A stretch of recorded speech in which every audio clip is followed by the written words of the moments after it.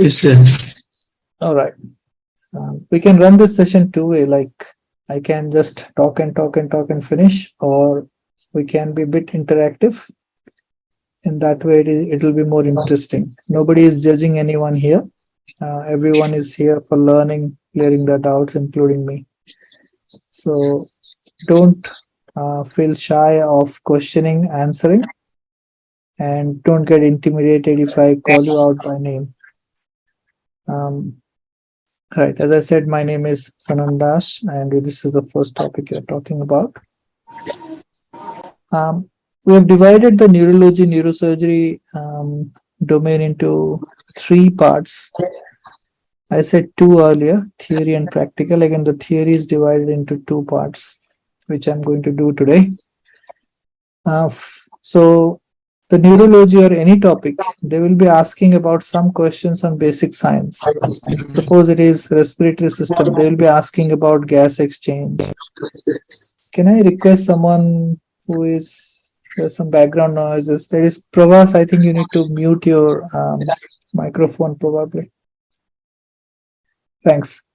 So every topic, like in the exam, in the critical care exam, there is a paper on basic science. So they will be asking about some basic physiology or basic pharmacology apart from clinical stuff. So neuro is an important subject or chapter where there are lots of basic science questions which are very easy though. For example, the basic science, they can ask you about cerebral blood flow. They can ask you about composition of CSF, intracranial pressure waveform, types of brain injury, pain pathway, detailed physiology of sleep, autonomic nervous system, structure, function, brain herniation. So basically, and there are a few other things. They can ask you about action potential, nerve action potential. They can ask you about drugs, lots of drugs in neuro, like anticonvulsant, hypertonic saline, mannitol. So all these questions come under basic science, which is physiology, pharmacology, and there is a paper in the exam about it, depending on what are you preparing, whether DNV or DM. So they can ask you about a basic physiology question. So they are very important for your understanding even. So I'll touch a little bit of most of the basic science things here and show you a few questions that has been asked in the past. So it's not that this is a neglected chapter, never asked in the exam. They are very frequently asked in the exam.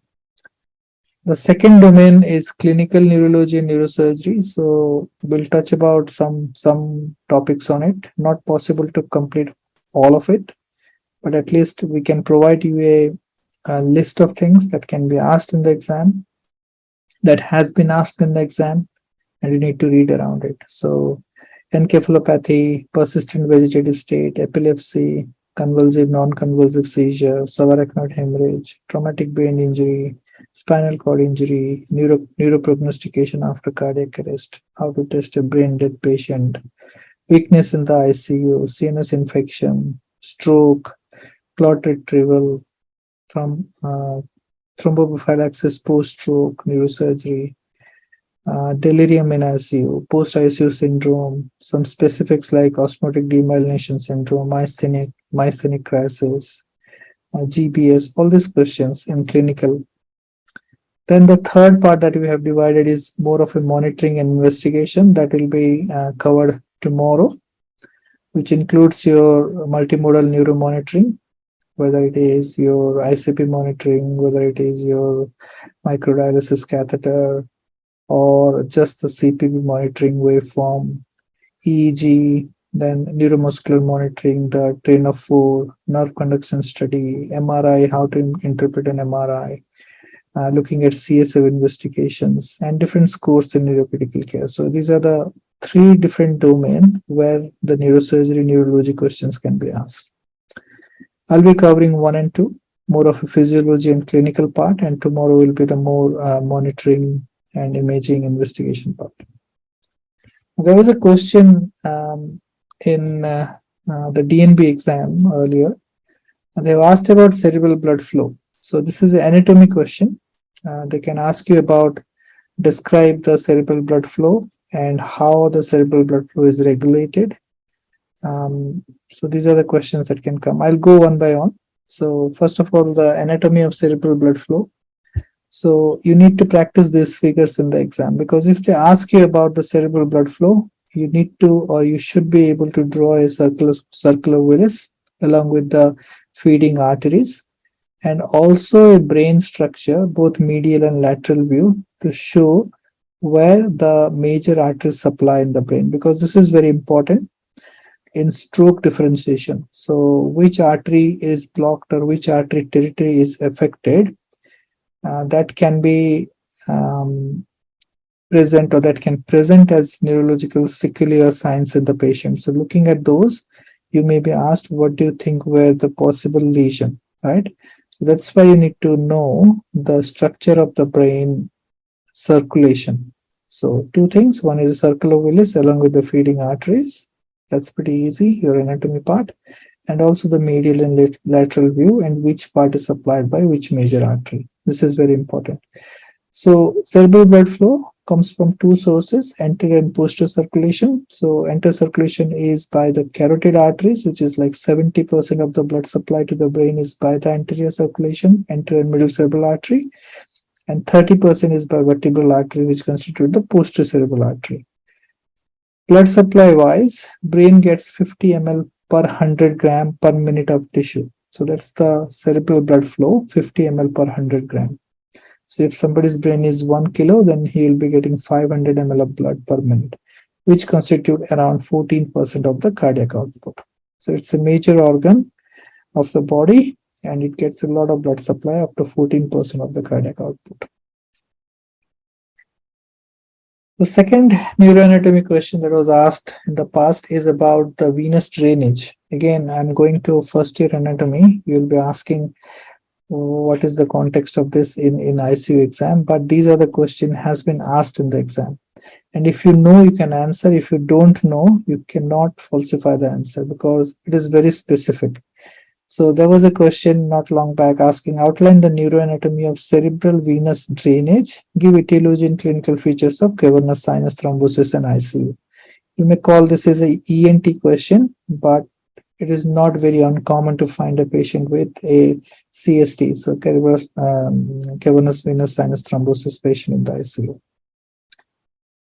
Now, the venous system of our brain consists of two parts, very easy to remember: superficial venous system and a deep venous system. The superficial venous system constitute the cortical veins, which take blood which gets the venous return from the cortical areas.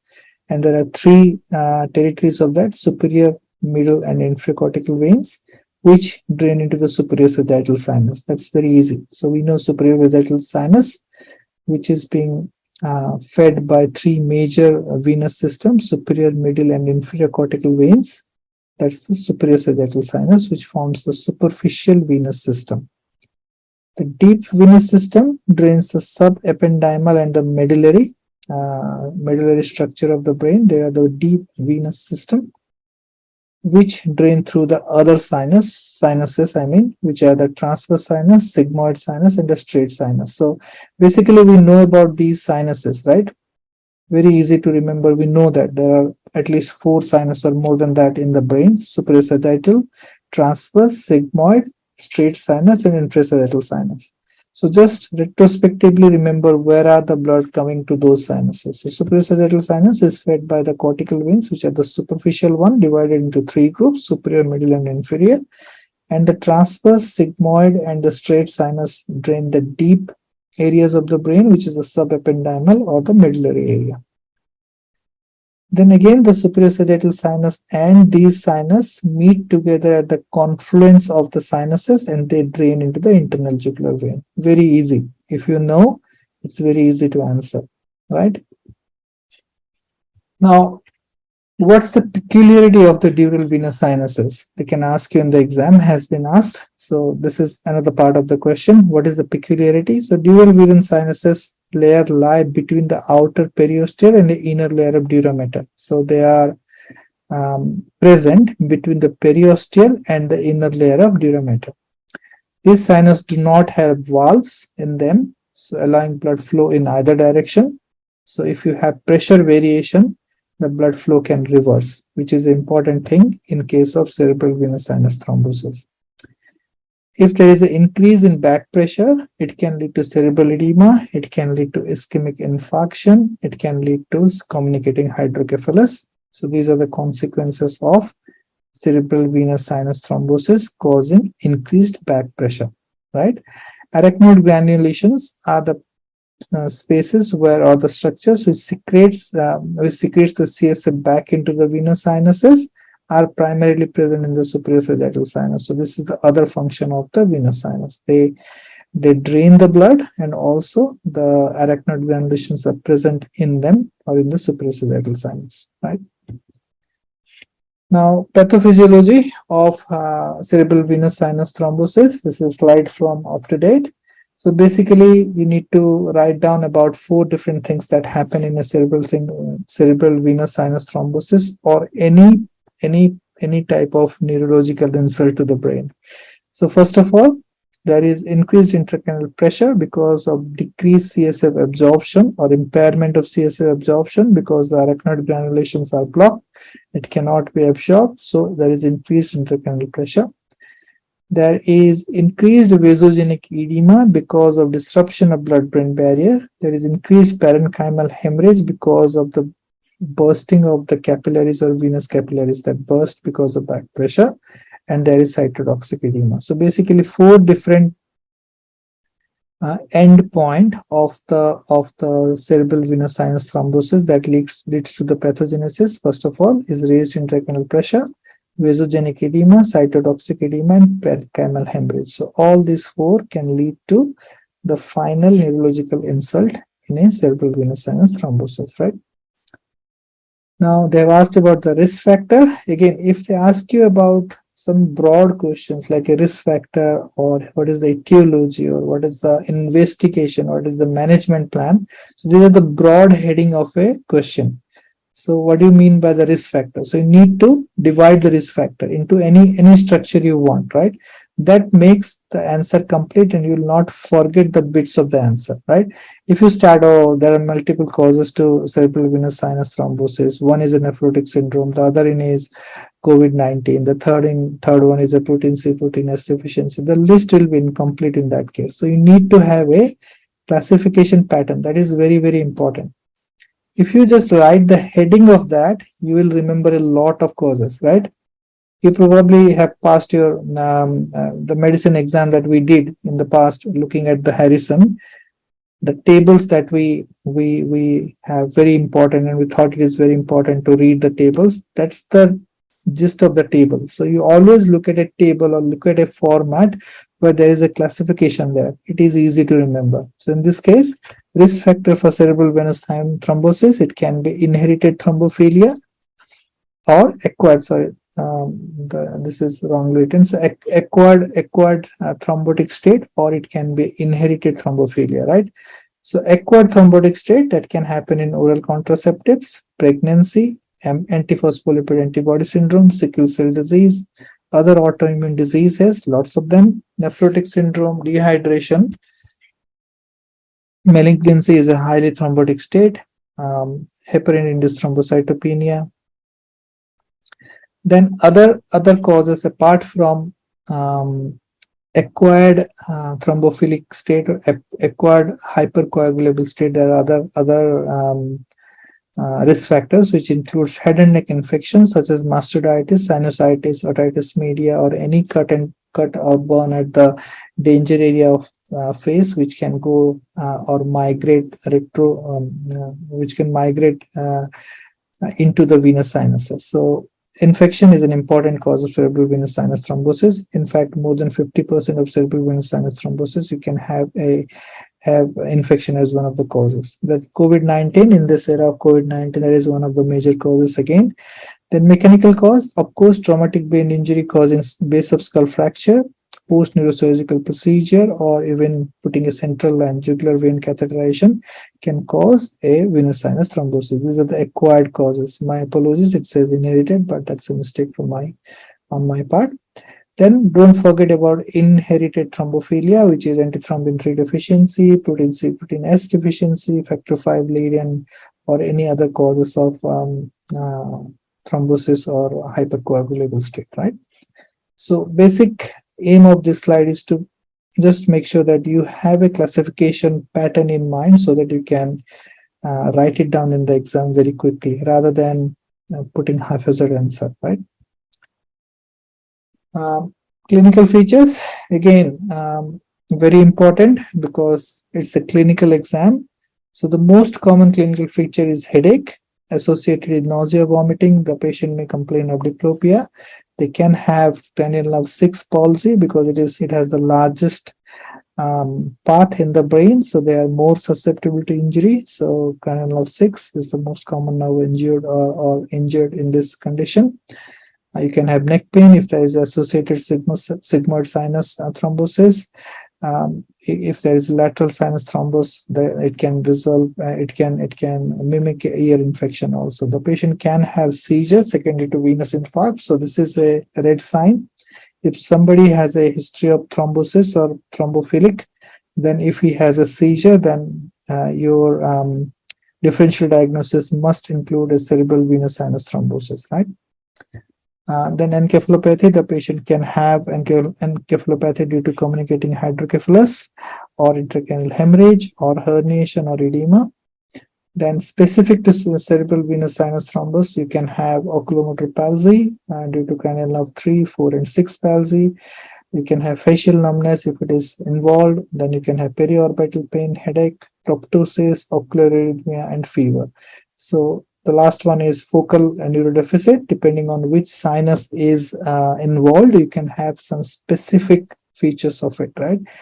Extensive list, don't have to remember in detail, but the pattern of answer needs to be the way I have written. So you always write down specific to the cavernous sinus, the symptoms that can happen, and in general because of the neurological insult that can happen. So specific to the cavernous sinus is these things like all the cranial nerve deficit and symptoms because of that, and then in general such as headache, seizure, and encephalopathy. So there are two components of the answer.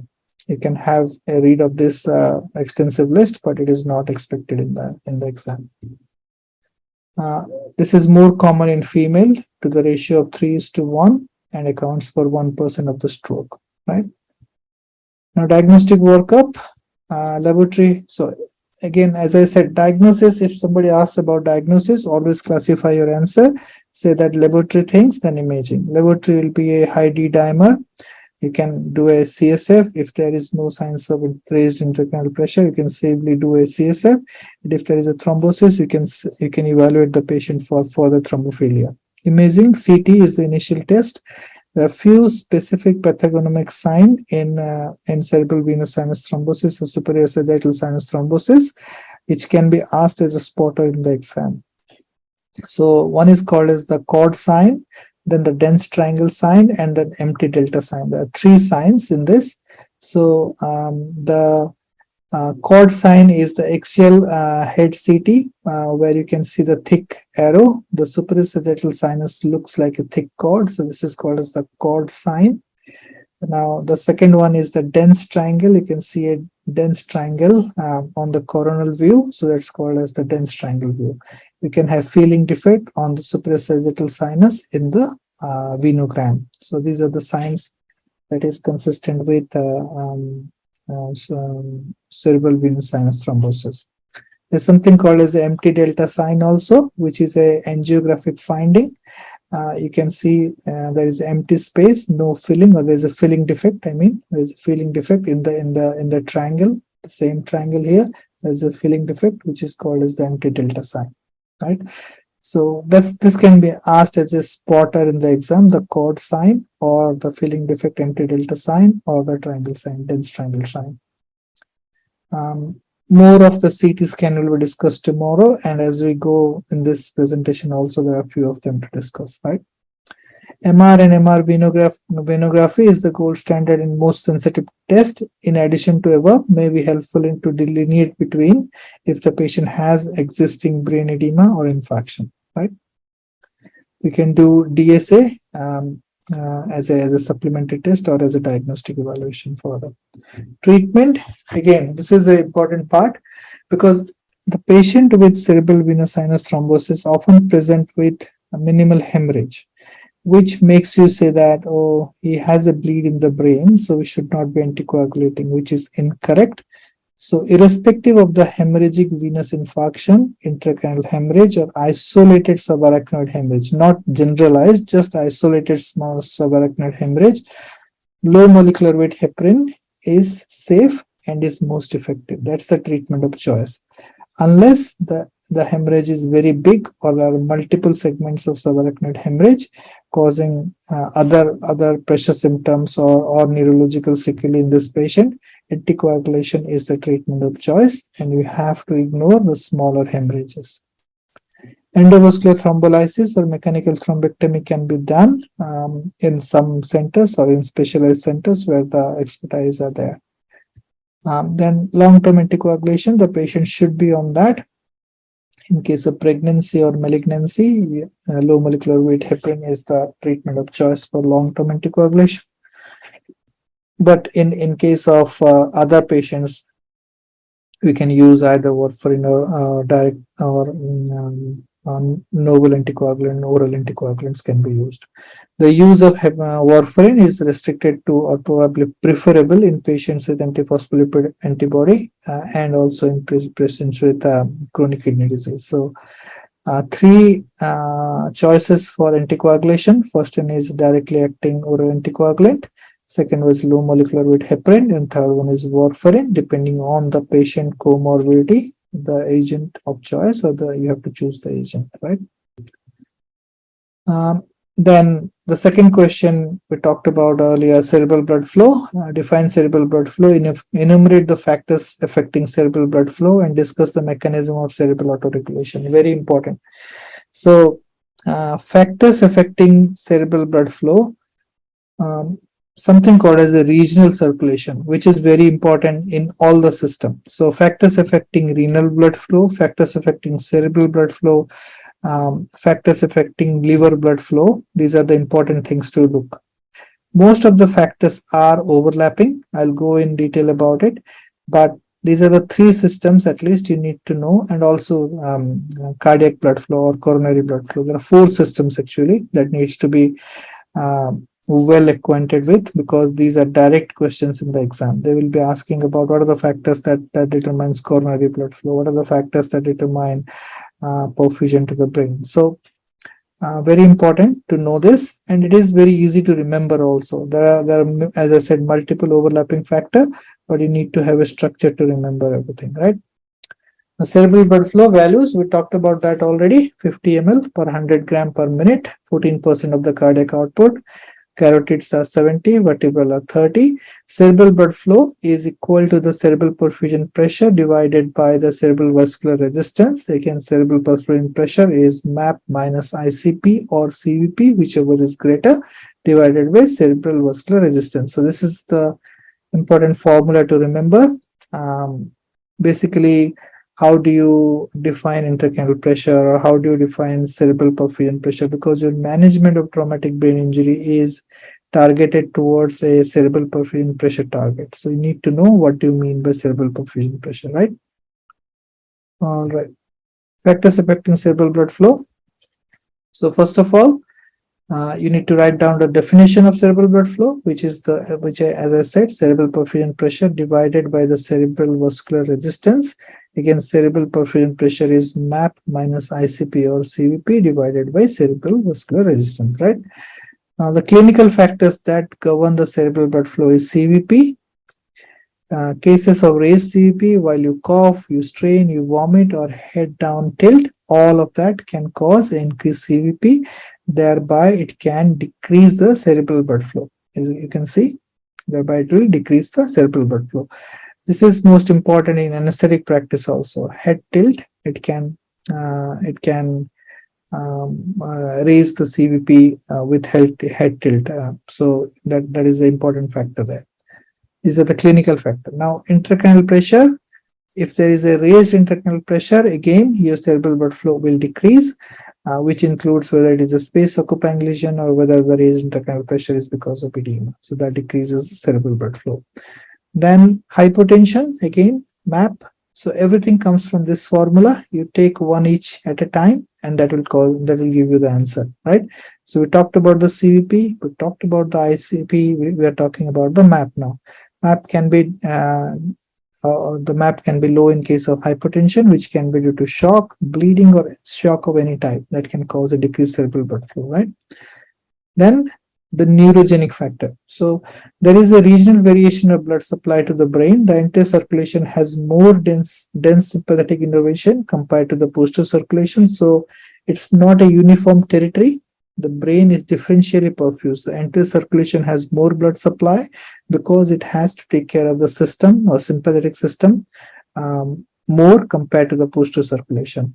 The anterior circulation is controlled by superior cervical ganglion sympathetic innervation, and posterior circulation is innervated by the sympathetic chain via the vertebrobasilar artery.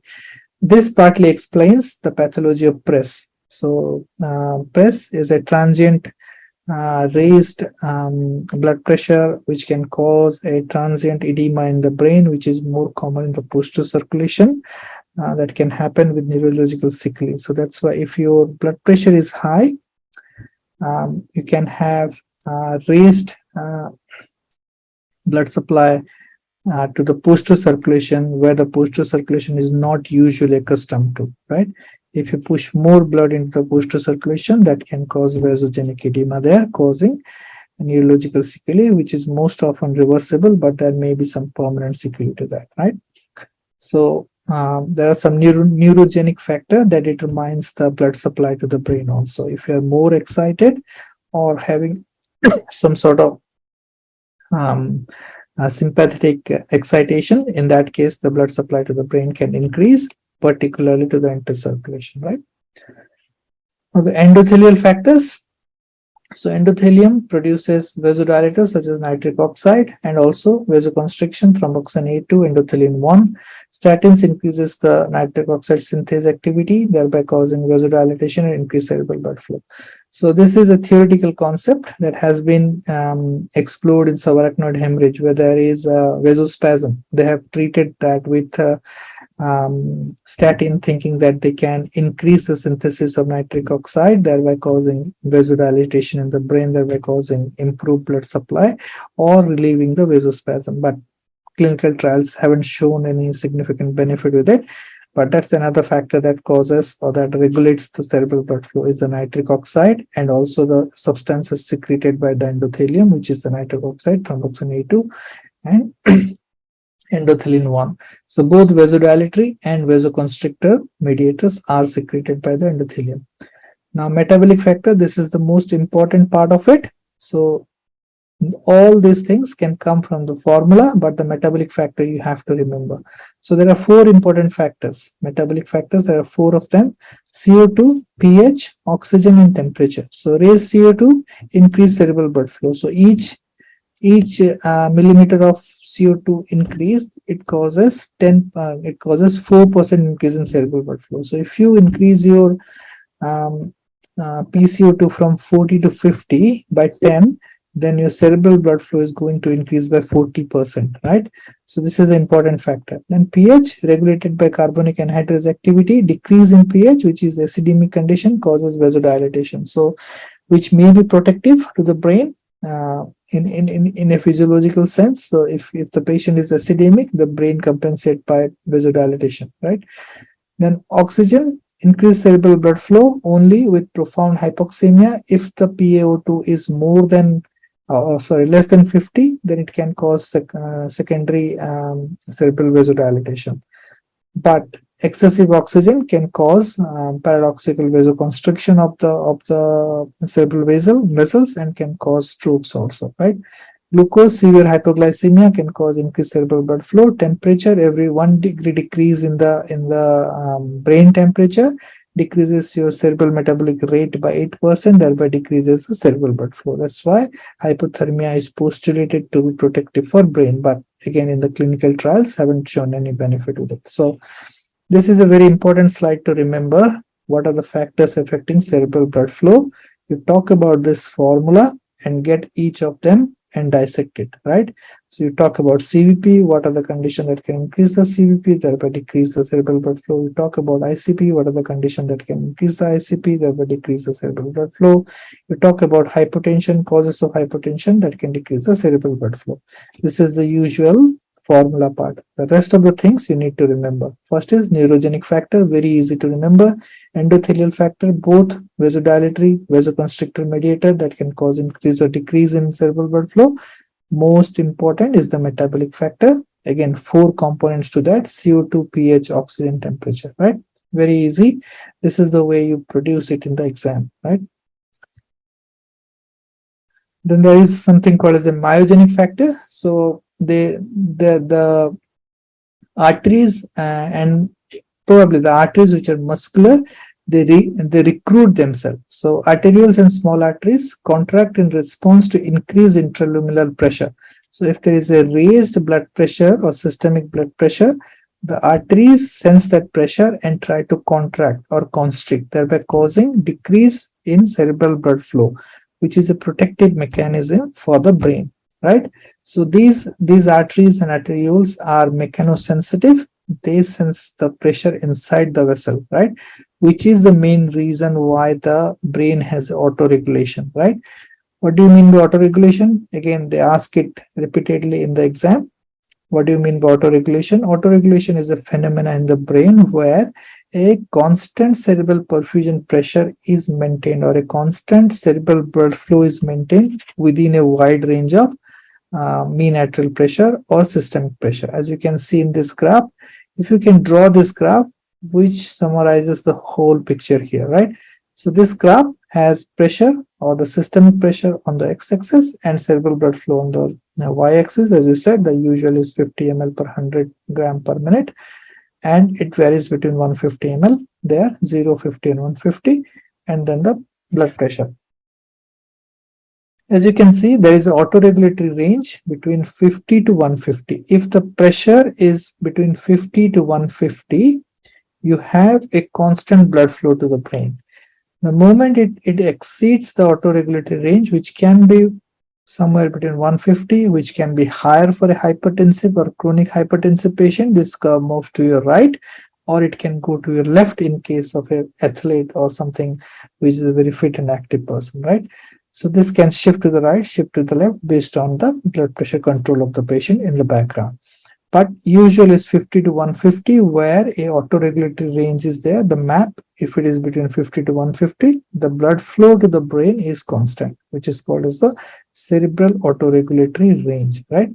This can be affected by various factors, right? These factors are listed here: PaO2, PaCO2, ICP. As you can see, if the PCO2 increases, your cerebral blood flow keeps on increasing with the range of every 1 millimeter of CO2 going up, your blood supply or blood flow increases by 4%. Similarly, if there is a hyperoxia beyond a certain point, right, more than 300 millimeter of mercury PaO2, then there will be decrease in the cerebral blood flow that can cause ischemia, right? If there is the PO2 falls below 50, there will be sudden increase in cerebral blood flow, vasodilatation of the cerebral blood vessels, causing increased blood supply to the brain, right? So very important. This is a very important question in the exam. Okay, the factors you need to remember. Now, they can ask you about what are the mechanism, how the autoregulation is maintained. So the mechanism is same as this slide, right? This is the same slide that you have to quote in this question also. So cerebral autoregulation, we talked about the definition already. The range for the map, it is 60 to 160, and the CPP is 50 to 150. It depends on which book you go by, but usually the CPP of 50 to 150 is the autoregulatory range, which is again 10 less than the map range. So 60 to 160 map, because you take away the ICP from the map. So map minus ICP, that's what you do for the CPP, right? So either way you can put any pressure there, either it is a CPP or a mean arterial pressure, right?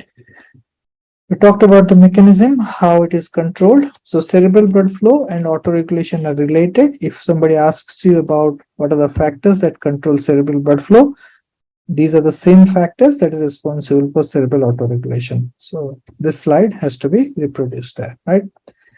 Now they can ask you about how do you assess cerebral autoregulation, which is still an evolving concept. Not much current equipments are there to see that, but the concept you need to understand, right? So how you can check, or how experimentally the cerebral autoregulation is checked clinically, right? So there are two ways that can be checked. One is called as a static measure. The other one is called as a dynamic measure. I think it is more of a complex understanding, but I'll try to make it simple. So static measure is like they experimentally increase the blood pressure of the patient with some drugs, phenylephrine suppose. They push the blood pressure more than 20 million. So suppose the map is 80, they will push it to 110, or 90, push it to 110. With an intact autoregulation, the increase in map should not cause an increase in cerebral blood flow within the autoregulatory range. Okay, so how do you or how the brain functions like that? So if you increase the blood pressure, obviously the blood flow should increase. But as I said, there is a myogenic mechanism. If there is an increase in blood pressure inside the cerebral blood vessels, it will cause vasoconstriction. Thereby, it will decrease the cerebral blood flow, right? So what they look at is, with the increase in blood pressure, how much percentage of cerebral vascular resistance is increasing. So the ratio of change in cerebral vascular resistance to the change in blood pressure should be equivalent, right? If suppose, take a factor, if the blood pressure increases by 10%, the cerebral vascular resistance should increase by 10%. Then only the patient has adequate autoregulation. That's how you measure it, right? This is called as a static measurement, because it takes time for someone to push the blood pressure in a controlled manner from 90 to 110 by 20 or 25 millimeter of mercury, which is, again, if you bolus phenylephrine, then you can have a very rapid increase in blood pressure, which can be of consequence to the patients. That's why it is done in a slow manner, which is called as the static measurement. Now, there is something called as a dynamic measurement, where instead of increasing the blood pressure, you decrease the blood pressure, right? So you inflate a big cuff in the thigh, both the thighs, you inflate them, thereby you increase the venous return initially to the heart, or obstruct the venous return, and suddenly you deflate that, so that the venous return decreases suddenly, thereby causing a decrease in blood pressure, and see the response, in that case, how much cerebral blood flow is affected by a transcranial Doppler. So if somebody asks you about how do you measure, clinically, usually not a usual practice to measure cerebral autoregulation, but it can be done. The static measures are looking at the ratio of the change in cerebral blood flow to cerebral vascular resistance, or the dynamic measure can be by the cuff deflation method, where you look at the cerebral blood flow with a transcranial Doppler. So that should be your answer. Clinical uses, again, perioperative management of patient with carotid endarterectomy to see whether there is an intact cerebral autoregulation in the surgery or not. Then in blood pressure measurement or management of patients with coronary artery stenosis, what is the ideal perfusion pressure for the patient, or what is the autoregulatory range for that patient. To assess that, you can use clinically, but not very rampantly used. But something about autoregulation you need to know, because that's the main pathologic mechanism behind a traumatic brain injury. We'll go to that next, right? Now, in traumatic brain injury, autoregulation is absent, or severe traumatic brain injury, autoregulation is absent or impaired, and even the cerebral perfusion pressure and cerebral blood flow is normal. So what will happen is, if you don't have autoregulatory mechanism intact, even if you have a CPP of a good range, suppose 60, 70, it may not be enough to counteract what is happening in the brain. The brain is accustomed to a map of 60 to 160. With an intact cerebral autoregulation. But if the cerebral autoregulation is not there, you never know what is the adequate cerebral perfusion pressure, right?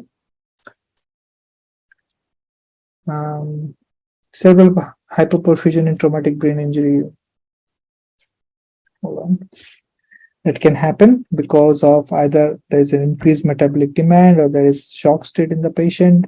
So, which all can lead to a secondary brain injury, which can further lead to damage of the cerebral autoregulation.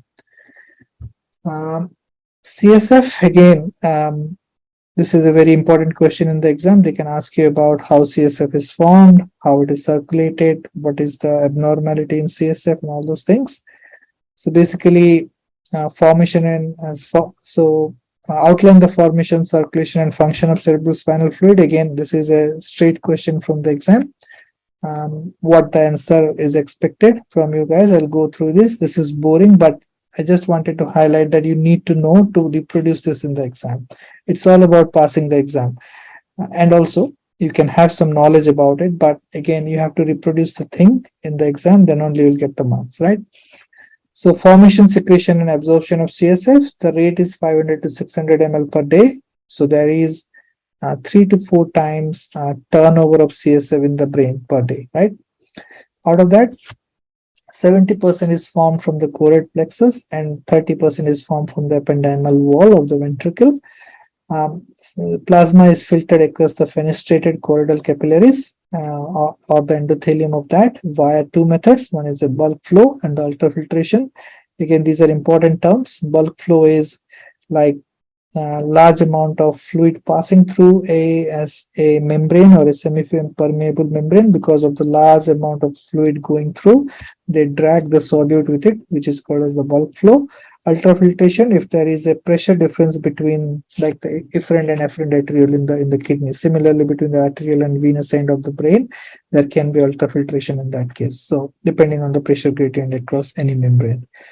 CSF is constituted of multiple electrolytes. The main constituents are sodium, which enters the CSF, and potassium leaves the CSF actively against their concentration gradient, and bicarb moves passively into the CSF down their concentration gradient. So how the electrolytes are replenished into the CSF, that's the way.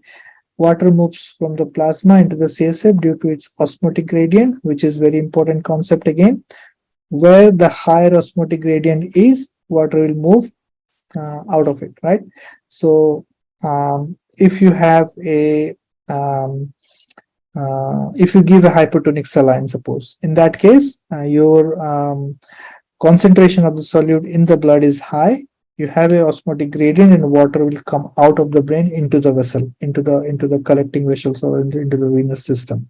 So that's how the hypertonic saline works. So water moves from the plasma into the CSF and vice versa due to an osmotic gradient. Glucose enters the CSF by facilitated diffusion or transport, which is again important. In case of any metabolic poison like mitochondrial toxin, the transport of glucose is impaired and the patient can have a normal blood sugar level but cerebral glucopenia, right? Some toxicity or some poisoning can cause that, where you'll have a mitochondrial dysfunction. The glucose transporter may not be active. You can have a normal blood sugar level. At the same time, you will have cerebral glucopenia. The cells will be lacking oxygen, lacking glucose, right? Protein enters the CSF via vesicular transport across the cell, but some enters across the tight junction via the extrachoroidal side. So basically, you need to remember the parts of CSF. Majority is water, then electrolytes, then glucose and protein.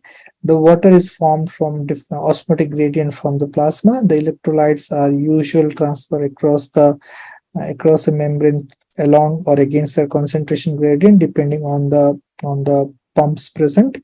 Glucose enters the CSF through facilitated diffusion or transport, and proteins are through vesicular transport. The usual way proteins are transported. Sorry. Right. Now, the graph adjacent here is an important part. So CSF formation and absorption are very interesting topic. How the CSF is formed and how they are absorbed, right? So if you look at the graph, the pressure, which is the ICP on the x-axis, and the CSF volume on the y-axis, right? So the production of CSF remains constant for a wide range of intracranial pressure, right? So if the intracranial pressure varies from 5 to 15 to 25, usually the production is not hampered, right? But the absorption of the CSF increases as the pressure increases. So this is a physiological defense mechanism. So once your intracranial pressure increases, the body tries to decongest the brain by taking the CSF out of the brain. Thereby the pressure inside the brain will decrease. So as the ICP increases, as you see on the x-axis, the absorption gradually increases to a level where if the pressure is abnormally high, there may be a lot of absorption going on and less CSF inside the ventricular cavity. That's where the ventricles are squeezed, right? Now, determinants of CSF formation and absorption, again, very important topic. So the determinants that determines the CSF formation are choroid plexus blood flow. Again, this blood flow is dependent on many factors, right? If the blood flow into the choroid plexus is high, there will be more formation of the CSF. So the CP, and this blood flow means the cerebral perfusion pressure. If the cerebral perfusion pressure is more than 70 millimeter of mercury, minimal change in CSF production rate. As you can see, the CPP is constant, more than 70, then the CSF production is same. If the CPP is less than 70, there will be decreased CSF formation secondary to decreased blood flow, because CSF production is dependent on the choroid plexus blood flow. If the CPP is less, there is less blood going to the choroid plexus, and then there is less CSF secretion, right? Absorption occurs through the arachnoid villi, and also 10% of absorption happens directly into the cerebral venules. The determinants of cerebral or CSF absorption is the absorption rate is constant and minimal as at low CSF pressure or ICP, but it increases linearly with the pressure once the pressure becomes more than physiological values, right? Now, we talked about formation. We talked about how the determinants of formation and absorption. Now the flow is very easy. How the flow happens through the ciliary movement in the ependymal cells. Also the flow is regulated by respiratory oscillation and atrial pulsation. All that causes a pulsatile flow which moves the CSF into the ventricle and then through other path into the spinal cord. So there is a circulation maintained because of the ciliary movement in the ependymal cells, respiratory oscillations, and also the atrial pulsation. Normal pathway of CSF circulation, you need to know to draw the diagram if it is a question in the exam. So I'm just skipping that because there's no point talking about the normal CSF pathway of circulation.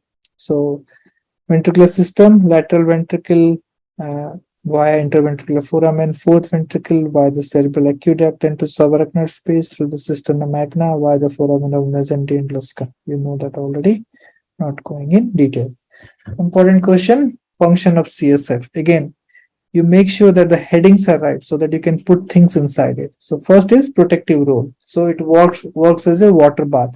Because of the CSF specific gravity, it reduces the effective weight of the brain from 1400 gram to 50 gram, right? So it makes a shock absorbing property. So there is a shock absorbing property of the CSF which prevents the brain from injury, right? It also buffers acute increase in ICP by this mechanism, either by decreasing production, which is usually not the case, rather than increasing the absorption. So acts as a buffer mechanism if there is an increase in ICP. Now it maintains a constant ionic environment by the exchange of electrolytes. It supplies nutrients to the cells. It works as a works or helps with the excretion of toxic substances, just like the blood. It works as the lymphatic system of the brain, so returns interstitial protein in brain to the extracellular fluid and back. It manages the acid-base regulation of the brain, which is again an important part, and the endocrine function also. So basically you need to write protective, ionic milieu, supplies nutrition, excretion of toxic substances, work as a lymphatic system of the brain, regulates the acid-base status, and also endocrine function, right? All right.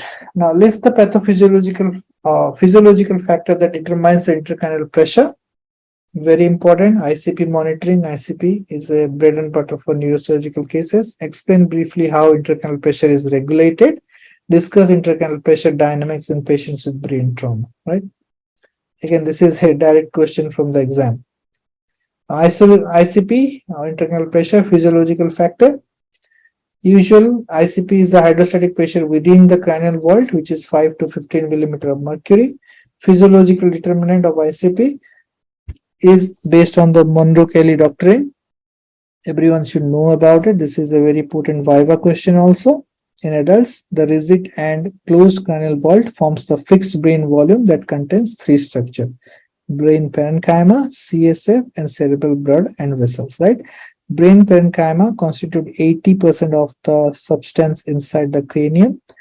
CSF constitute 10%, and blood vessel and blood constitute 10%. So 10, 10, and 80, total 100%. These are three structure or three things that is contained in a fixed volume of cranium, right? If one of them increases, it can result in decrease in the other two or one, right? Suppose you have a bleeding in the brain, you have 100 ml of extra blood in the brain parenchyma, then that has to be accommodated with a decrease in either the brain parenchyma or a decrease in CSF volume. Within the physiological limit, this is done or done automatically, thereby the pressure or the resultant pressure inside the brain remains the same.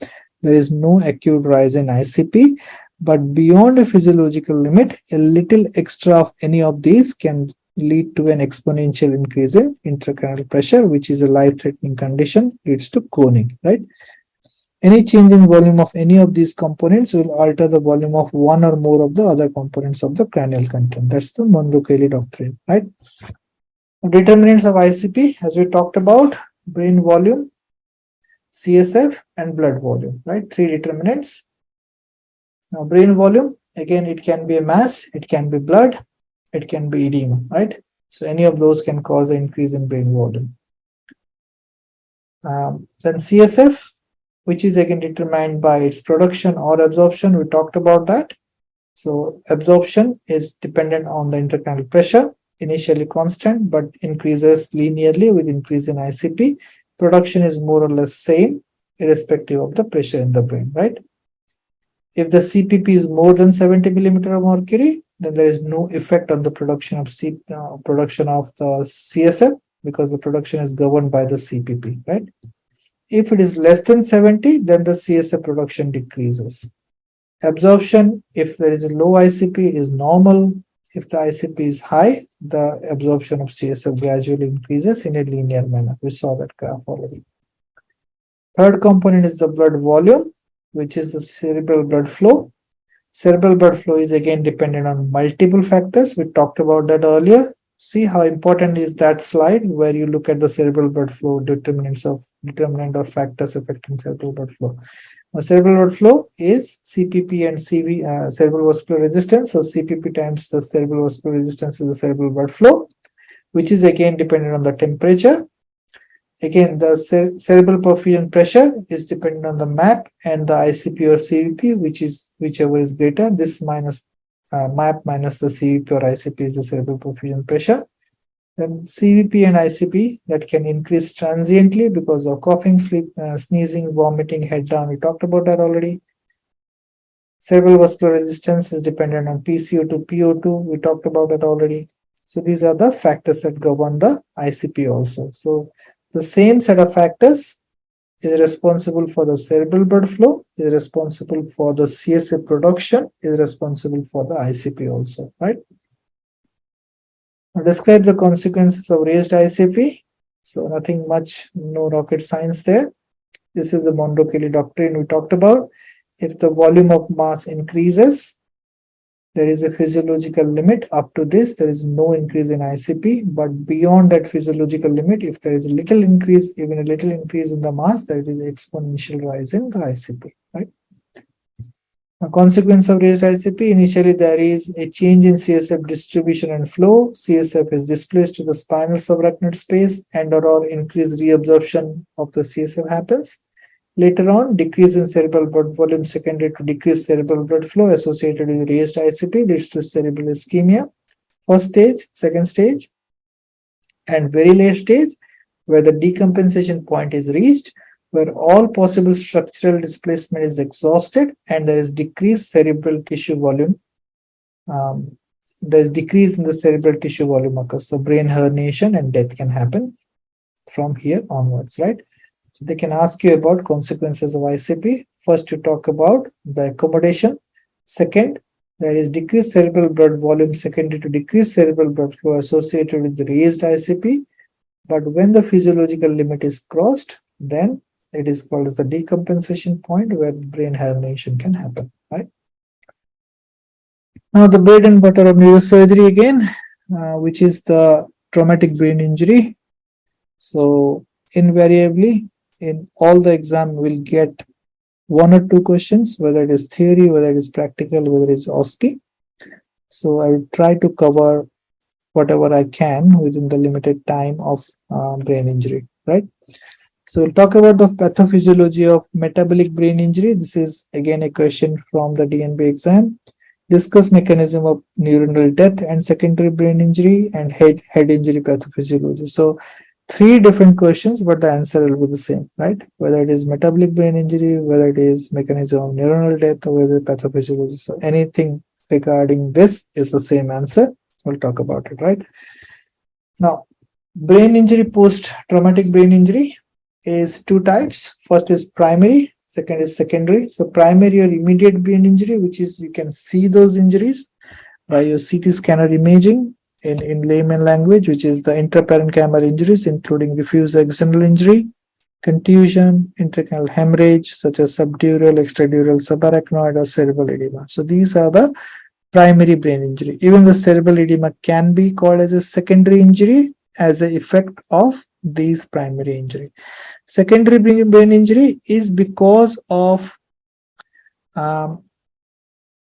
circumstances associated with the brain injury that can lead to further worsening of the primary brain injury, right? Whether it is due to hypoxia, ischemia, raised ICP, hydrocephalus, or infection, all these causes can cause secondary brain injury, right?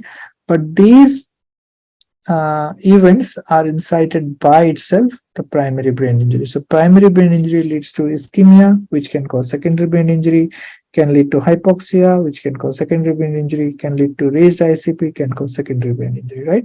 So there are two types, primary and secondary. Very important concept in the exam. Repeatedly the candidates are asked about it, right? What's the management goal of the traumatic brain injury? Is to correct the primary brain injury, whatever surgical approach you need to do, and to prevent secondary brain injury, right? Correction of primary brain injury and prevention of secondary brain injury, okay?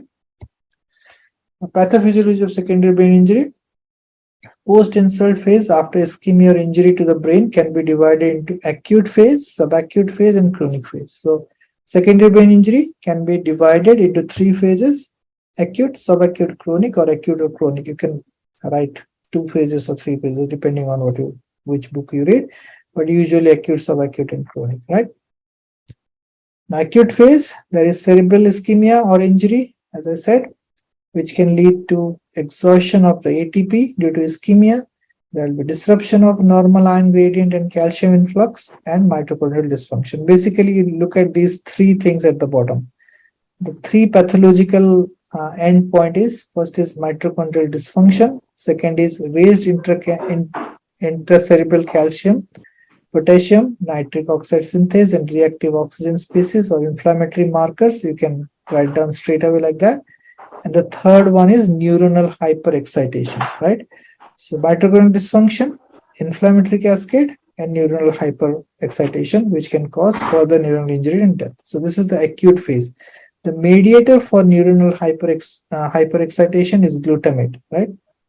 So glutamate is an excitatory neurotransmitter which causes A permanent state of excitation of the neurological tissue, which can cause repeated firing of the tissues, can cause like mini or micro epileptiform discharges, which can cause further damage of the brain, which is a vicious cycle, and again the same cycle is repeated. So three endpoint: mitochondrial dysfunction, so it cannot utilize oxygen; inflammatory cascade leading to apoptosis of the cells; and third one is neuronal hyperexcitation. Right, that's the acute phase. Subacute phase, again, it is a extension of the acute phase that happens in a subacute manner. First of all, inflammation. Again, various type of mediators involved: interleukin-1, TNF-alpha, complement activation factor, all those things combinedly can cause further brain damage through inflammation. Apoptosis, the brain cells start to dry and die, and there are multiple mediators behind it. So first is inflammation, apoptosis, the disruption of blood-brain barrier, very important. This can be due to ischemic reperfusion. Suppose the brain part is damaged, and then you because of ischemia, then you manage to get the blood pressure all right, and then the brain starts to perfuse well, but there is a reperfusion injury which can cause further damage to the brain. Traumatic injury, mannitol therapy. Mannitol can seep into the interstitium of the brain if the blood-brain barrier is not intact. So these all can cause disruption of blood-brain barrier. Then cerebral edema. Out of all these, the end point is a cerebral edema that can happen. So basically, very difficult to remember or reproduce the pathophysiological cascade of brain damage, but the buzz point you have to remember that, right? The buzz lines that should be there in the exam or writing in the answer is primary brain injury, secondary brain injury. The secondary brain injury can be a staged thing, which can happen in acute phase, subacute phase, or a chronic phase. Acute phase is mainly because of the ischemia or injury to the brain, which is again the endpoint is a mitochondrial dysfunction, intracellular accumulation of calcium, which can lead to further apoptosis. And third one is a permanent neuronal hyperexcitation. So three pathological mechanism in acute phase. Subacute phase has different pathological mechanism, which is worsening inflammation, apoptosis, disruption of blood-brain barrier, and which all can lead to cerebral edema, right? So these are the buzzword you have to put in the answer so that the examiner can know, yes, he knows about the real pathophysiological changes that can happen in a traumatic brain injury or metabolic brain injury, right? We talked about that. I'll not go in detail. There was a question about cerebral edema. Define cerebral edema. What are the types of cerebral edema and how do you manage cerebral edema? We are gradually going into the clinical part of the neurology and neurosurgery, which will be more interesting now. But it is a necessary evil to know about the physiology because you get questions in the exam, right? So describe about the pathophysiology of cerebral edema. Now, types of cerebral edema, one is a vasogenic, the other one is cytotoxic, right? So they may ask you, what do you mean by vasogenic cerebral edema? What do you mean by cytotoxic or cellular vasogenic cellular edema, right? So vasogenic edema is because of increased permeability of capillary endothelial cells, incompetent blood-brain barrier, influx of proteins from the intravascular space through the capillary wall into the extracellular space. It affects the white matter usually, right? So this is the vasogenic edema because of the incompetent blood-brain barrier, which causes influx of protein from the intravascular space through the capillary wall into the extracellular space, right, where they should not be there. Now, cellular or cytotoxic edema is seen in head injury and hypoxia, swelling of glia cells or neurons and endothelial cells due to the release of toxic factors from the neutrophils and bacteria. More of the inflammatory thing released causes cytotoxic edema, affects predominantly the gray matter. So vasogenic edema, where the vessels are usually the white matter. Cytotoxic or cellular edema is because of the hypoxia and inflammation cascade, which affects the gray matter usually, right? There is a third variety called as the interstitial, which can be due to hydrocephalus. There is CSF outflow obstruction. There is intraventricular raised pressure, which can cause movement of sodium and water across the ventricular wall into the paraventricular spaces. which happens in meningitis, which is due to the obstruction of normal CSF pathway, increase in the resistance to CSF outflow. So you may have seen some MRI reports saying that there is interstitial edema, or there is seepage of CSF into the periventricular spaces. So that can happen. That can cause interstitial edema also. There are three types of cerebral edema, right? Again, etiology, they can ask you about, which is always a question. So the way to answer is, again, have a classification ready. So the best way to classify is to neurological condition and non-neurological condition. Neurological conditions such as ischemic stroke, hemorrhage, brain tumor, meningitis, encephalitis. Other brain infections such as tuberculosis, toxoplasma, etc. So non-neurological causes that can cause brain edema. Non-neurological causes, decay, most important, lactic acidotic coma, malignant hypertension that suppress posterior reversible encephalopathy syndrome, that's hypertensive encephalopathy, fulminant viral hepatitis, hepatic encephalopathy, Reese syndrome, any systemic poisoning, including the carbon monoxide, lead, SIADH, opioid abuse, scorpion bites, and all those things. High altitude cerebral edema can also occur. I can see a raised hand somewhere. Let me go to that. Prakash. Yes, Prakash. Why vasogenic edema is confined only to white matter and cytotoxic only to gray matter? Any Yeah, so thing?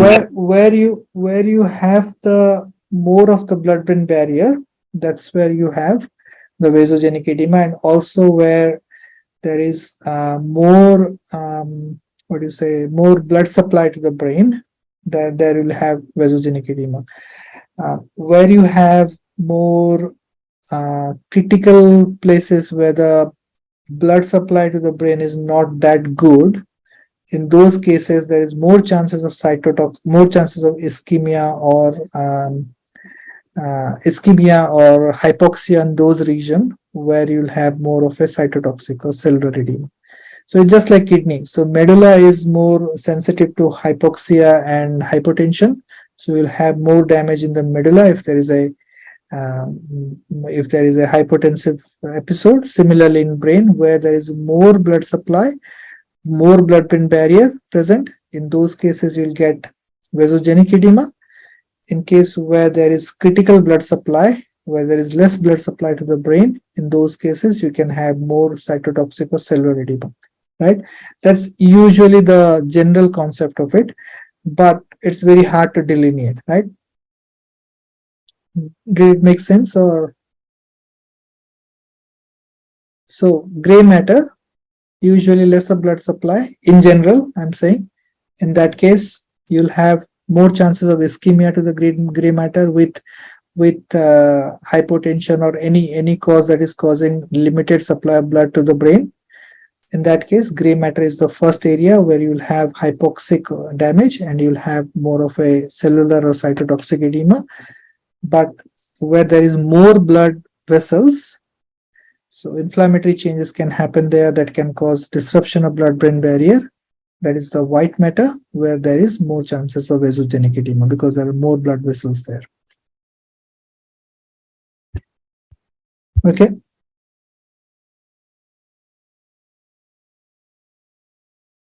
All right. Anyone else? Anything? I haven't seen any chat.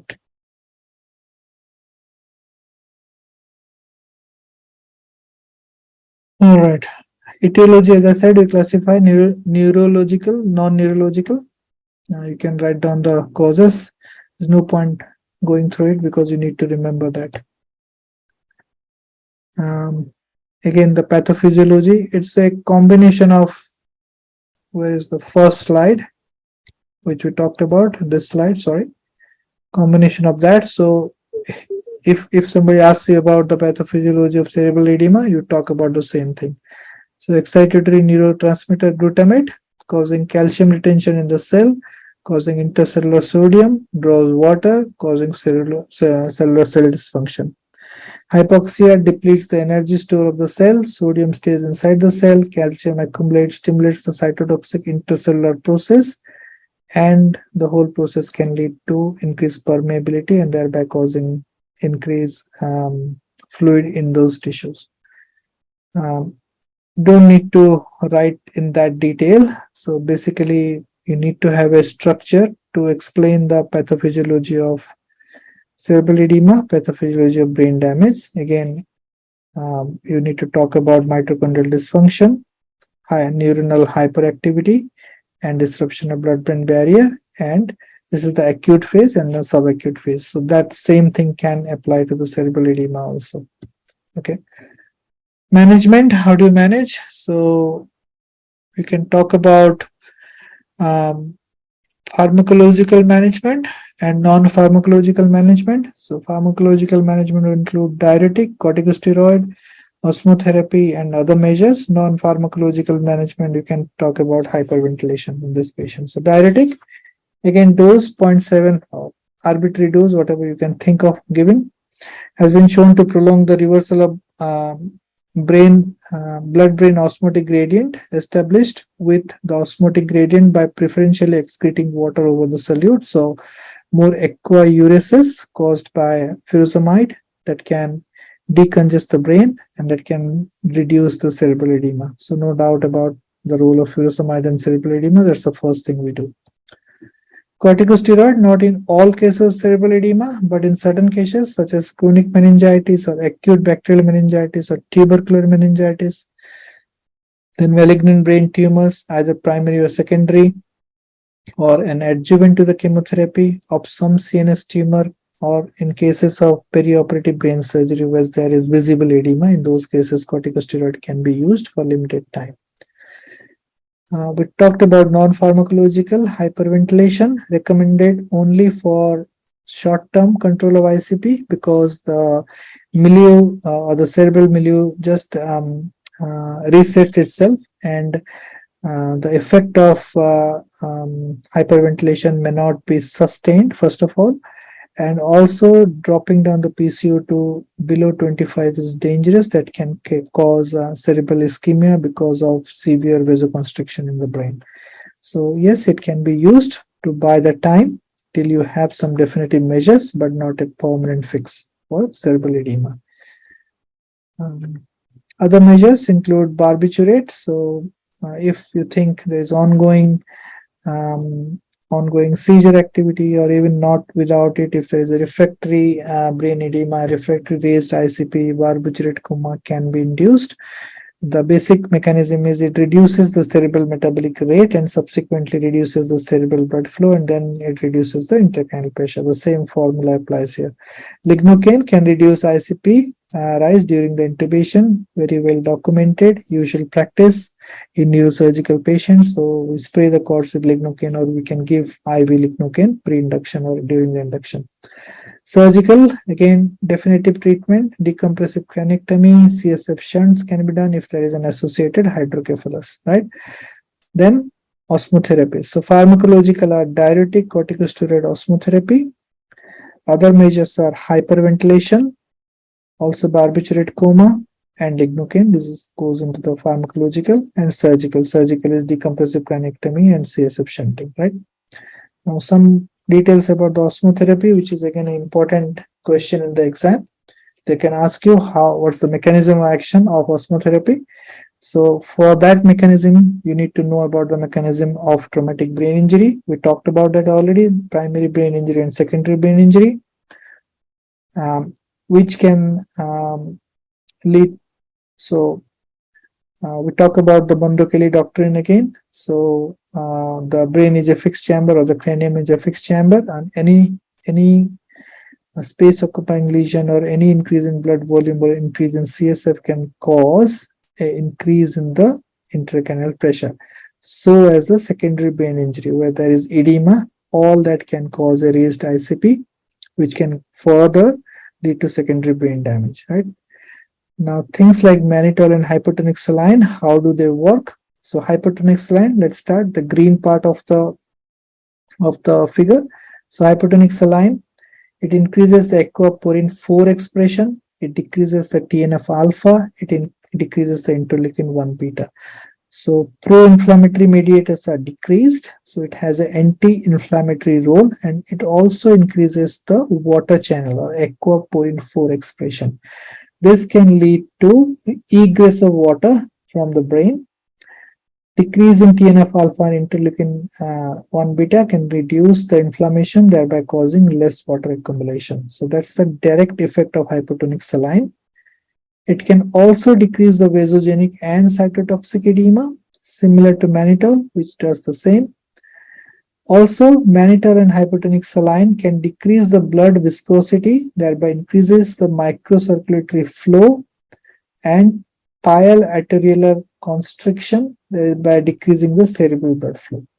So they can decrease the cerebral blood flow by pial arterial vasoconstriction, but at the same time they can increase the microcirculatory flow in the brain, right? Which can negate the effect of raised ICP in the brain. So basically, mechanism of action, hypotonic saline, it has an anti-inflammatory role. It increases the aquaporin water channel, thereby improves the water egress from the brain. It also reduces the vasogenic and cytotoxic edema, similar to mannitol. Mannitol causes it by decreasing the blood viscosity, by increasing the microcirculatory flow into the brain, and also it causes constriction of the pial arterioles, thereby causing decreased cerebral blood volume. So mechanism, they can ask you how does it work. Pros and cons, which one you need to use, which one you think it is useful or not useful. So the pros, hypotonic saline is superior to mannitol in control of ICP by it produces an early and sustained effect, whereas mannitol produces slightly delayed effect. There is less treatment failure seen in hypotonic saline compared to mannitol. Control of ICP in cases where mannitol failed does not. So you can control the ICP better if you think the mannitol is not working. Sometimes the hypotonic saline works. So in that way, there are some pro points for hypotonic saline. The other thing is, if the patient is hemodynamically unstable, hypotonic saline does not cause a forced diuresis, thereby does not worsen the hemodynamic status of the patient, whereas mannitol is associated with diuretic effect that can cause further hypotension in the patient. So these are the pros, very important. The examiner are very fond of asking this question. What do you use and why do you use? What's the benefit of mannitol or what's the benefit of hypotonic saline, right? Now the drawback of hypotonic saline, again, it causes a rapid change in serum sodium. The risk of central pontine and extrapontine myelonesis is there. So this is a very important thing. You should not forget about it.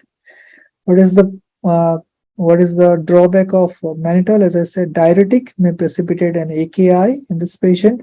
Local brain edema or rebound increase in ICP is seen. Accumulation of osmotically active molecules in a brain with damaged blood-brain barrier. We talked about that. So it can cause further secondary brain injury if the blood-brain barrier is disrupted. It can seep into the interstitial space in the brain, thereby can cause further refractory or rebound hypertension, rebound intracranial hypertension. So these are the practical drawback of mannitol.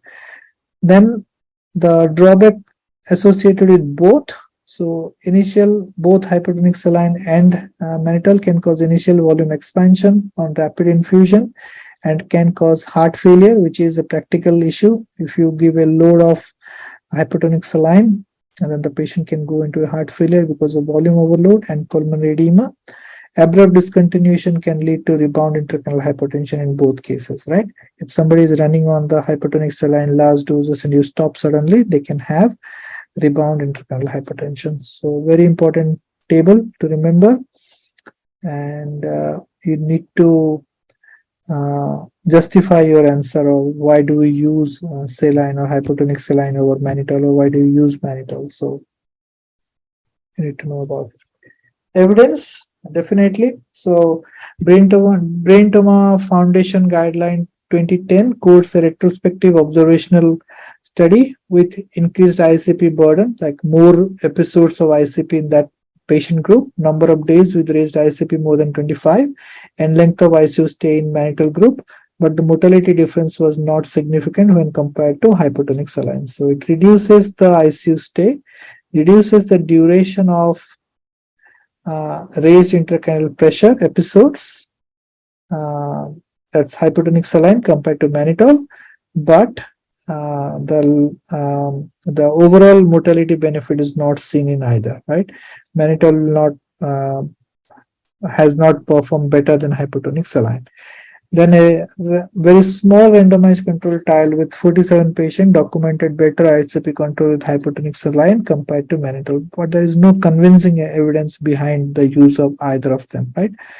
That's what forced the Brain Trauma Foundation recommendation. It says although hyperosmolar therapy may lower the intracranial pressure, there was insufficient evidence about effects on clinical outcomes to support a specific recommendation or to support use of any specific hyperosmolar agent for patients with severe traumatic brain injury. See how different is the guideline. We use every day, day in and day out, hypertonic saline or mannitol, but the guideline does not suggest that there is enough evidence to support its use, right? So the use is based on more or very small, low quality study. We know that none of them has improved the mortality outcome. None of them is better than the other. But for crisis management, somebody with blown pupil or somebody has a visible edema during the surgery, these are very helpful, right? So the examiner are very fond of asking that what is the evidence behind using hypotonic saline in traumatic brain injury, and you will be very keen to say there are multiple randomized trials saying that this is better than that, but there are none. Just remember that it's none as yet. And this has gone into so much of practice that now it will be unethical to do a trial like doing just normal saline against hypertonic saline or normal saline against mannitol. You cannot do it. So this is only a practice-based statement. There's no strong evidence behind it from the Brain Trauma Foundation. Now again, important, decompressive craniectomy in traumatic brain injury.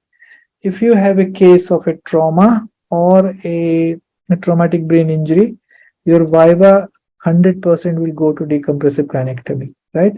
Either they will pull the whole scenario saying that the patient has now blown pupil, and what you do next, your answer will be decompressive craniectomy, or they can have a patient existing there in front of you who had a decompressive craniectomy, and how do you manage them, right?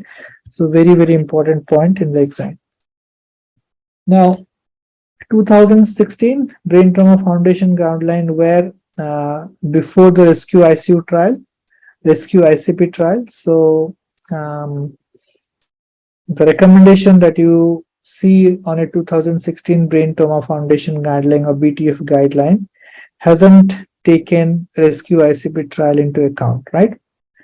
Now, the indication of decompressive craniectomy is not only traumatic brain injury. There are a few other conditions where this can be considered. The first one is a malignant MCA infarction. Second is traumatic brain injury. Third is cerebral swelling or cerebral edema associated with vasospasm following subarachnoid hemorrhage, hypertensive bleed or intracranial bleed, encephalitis, and cerebral venous thrombosis. All these pathologies have been treated by decompressive craniectomy, and there are few of the conditions have significant evidence for using or not using it, and few of them are still in the gray area. Okay, now they can ask you as a holistic question about decompressive craniectomy in general, and you have to talk about not only the traumatic brain injury but also about malignant MCA infarction, about other neurological condition where this can be a treatment option. Now let's talk about decompressive craniectomy in malignant MCA infarction. Again, if there is any role of decompressive craniectomy, this is the most convincing evidence, the decompressive craniectomy in malignant MCA infarction. What is called as a malignant MCA infarction? So MCA territory stroke of more than 50% on CT. So middle cerebral artery stroke, if it involves more than 50% of the middle cerebral artery on one side, or if there is a perfusion deficit more than 65-66% on the CT, or the infarct volume is 82 ml, more than 82 ml within 6 hours of onset on MRI, or infarct volume more than 145 ml within 14 hours of onset of MRI. So very specific numbers. That's true for the neurologist. You don't have to bother about it. You need to know the first one, right? MCA territory stroke of more than 50% of the MCA territory on that side on the CT. That's a malignant MCA infarction, right? That's where the indication of decompressive cranectomy is questioned. Now, rationale behind decompressive cranectomy in these patients. So, malignant MCA stroke often associated with cerebral edema, midline shift, compression of medial cerebral structure. They can have transtentorial herniation, compression of posterior arteries, poor perfusion to the spared hemisphere because of the pressure, or hemorrhagic transformation. And decompressive cranectomy can reduce the ICP, can prevent further herniation, and improve the perfusion penumbra. We think that's how the decompressive cranectomy is going to help in malignant MCA infarction, right? Now, advantages: it has shown decreased mortality, especially in patients who are less than 60-year-old, or the infarct is less than 48 hours, right? In those cases, they have found mortality benefit. The disadvantage of that is it is a highly invasive procedure. It is resource intensive. You need a very extensive cranectomy, and you don't have much evidence in patients who are less than 60-year-old, right? Now, they talk about very frequently about these three trials. So, Destiny, Decimal, and Hamlet. There are three trials done in 2007, 2007, and 2009. You need to know the outcome of the trial. See the number of patients, 32, 38, and 64. Not very big trial. They're either a single center or a two-center trial. One is a prospective, or all of them are prospective. The first one, the Destiny trial in 2007, they terminated the trial because they found that significant improvement of mortality, 84%, 88% versus 47, twice almost. So they stopped the trial, saying that decompressive cranectomy is associated with improved survival. Then the same time, Decimal trial, which had 38 patients, again terminated the trial because of the slow recruitment. Whatever they have recruited out of the 38 patients, there is 53% absolute risk reduction in mortality, which is twice these patients are going to live if they have a decompressive cranectomy compared to not having it. Then the Hamlet trial in 2009, we showed a absolute risk reduction around 40% in mortality, favoring the decompressive cranectomy. So the initial trial, all of it, are in favor of doing a decompressive cranectomy in case of a malignant MCA infarction. And this was followed by, I think 6 years after that, by Destiny 2 trial, where they looked at the patient who are old, like more than 60 years, right? The 112 patients, more than 60 years of age, the median age was 70. Primary outcome was survival without severe disability. Out of that, 38% in the hemicranectomy group versus 18% in the control group. Again, showed a better mortality benefit in the hemicranectomy group. When they looked at the secondary outcome, which was a bit of a worry, they found that overall mortality is lower in the surgery group for sure, but almost none of the survivor has an outcome as good as the modified Rankin score of 3. So very disabled. None of the survivor had a better Rankin score than 3. Almost all post-operative survivors were severely disabled. So yes, you can provide the procedure. It can save the life of the patient, but they are going to be more severely disabled. So whether that outcome, looking at only mortality to justify a study and a procedure as invasive as a decompressive cranectomy, was questioned, right?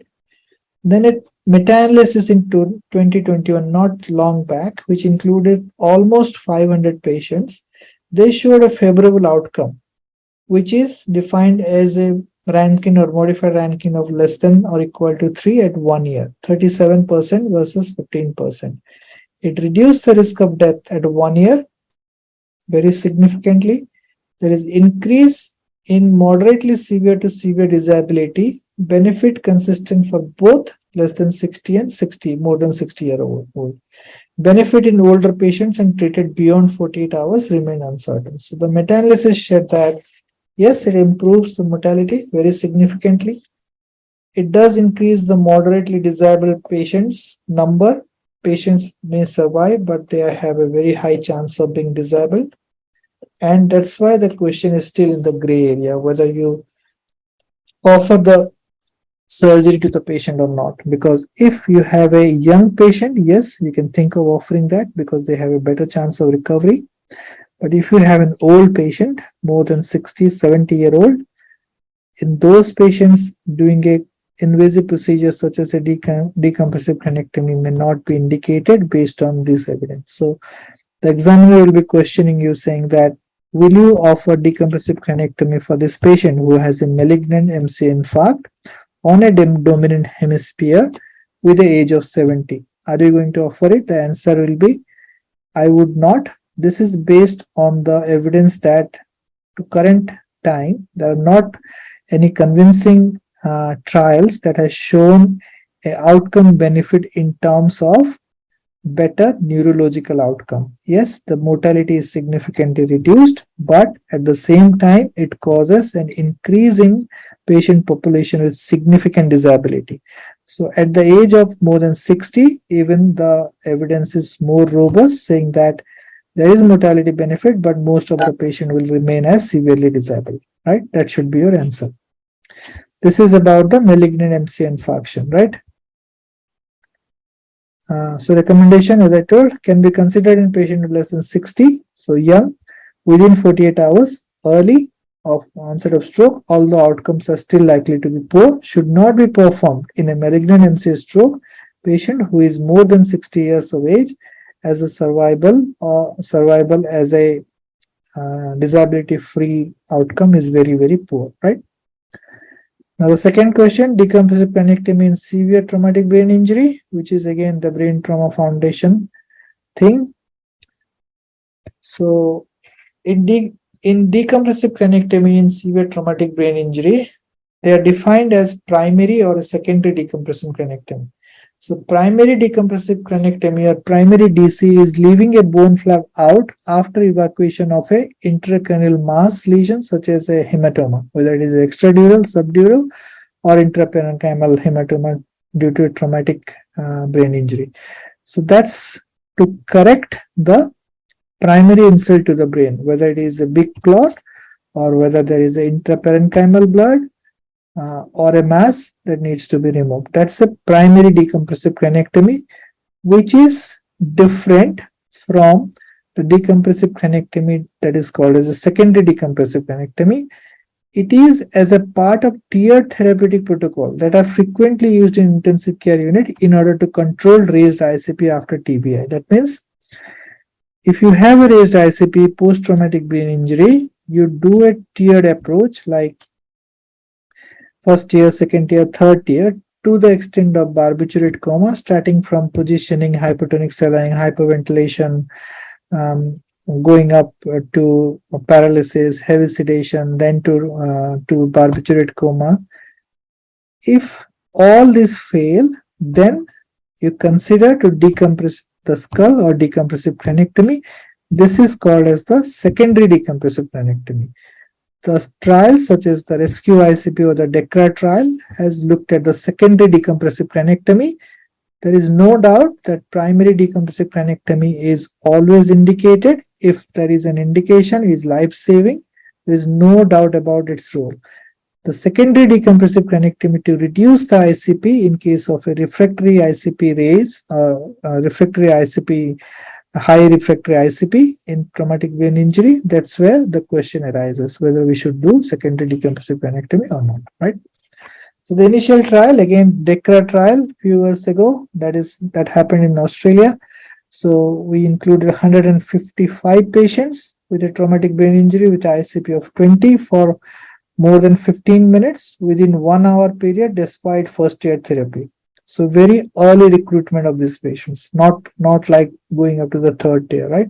If 1 hour with all treatment, if the ICP is more than 20, they go for decompressive cranectomy. They compared bifrontal craniectomy versus the continued medical care. There is decreased burden of intracranial hypertension. So after the surgery, as expected, patients will have less episodes of high ICP because there is no bone flap there. There is less stay in the ICU. They got weaned off from the ventilator quickly, but have worse outcome. That is extended Glasgow Coma Scale outcome at 6 months. So patients who had the craniectomy would have more disability. That's the bottom line, right?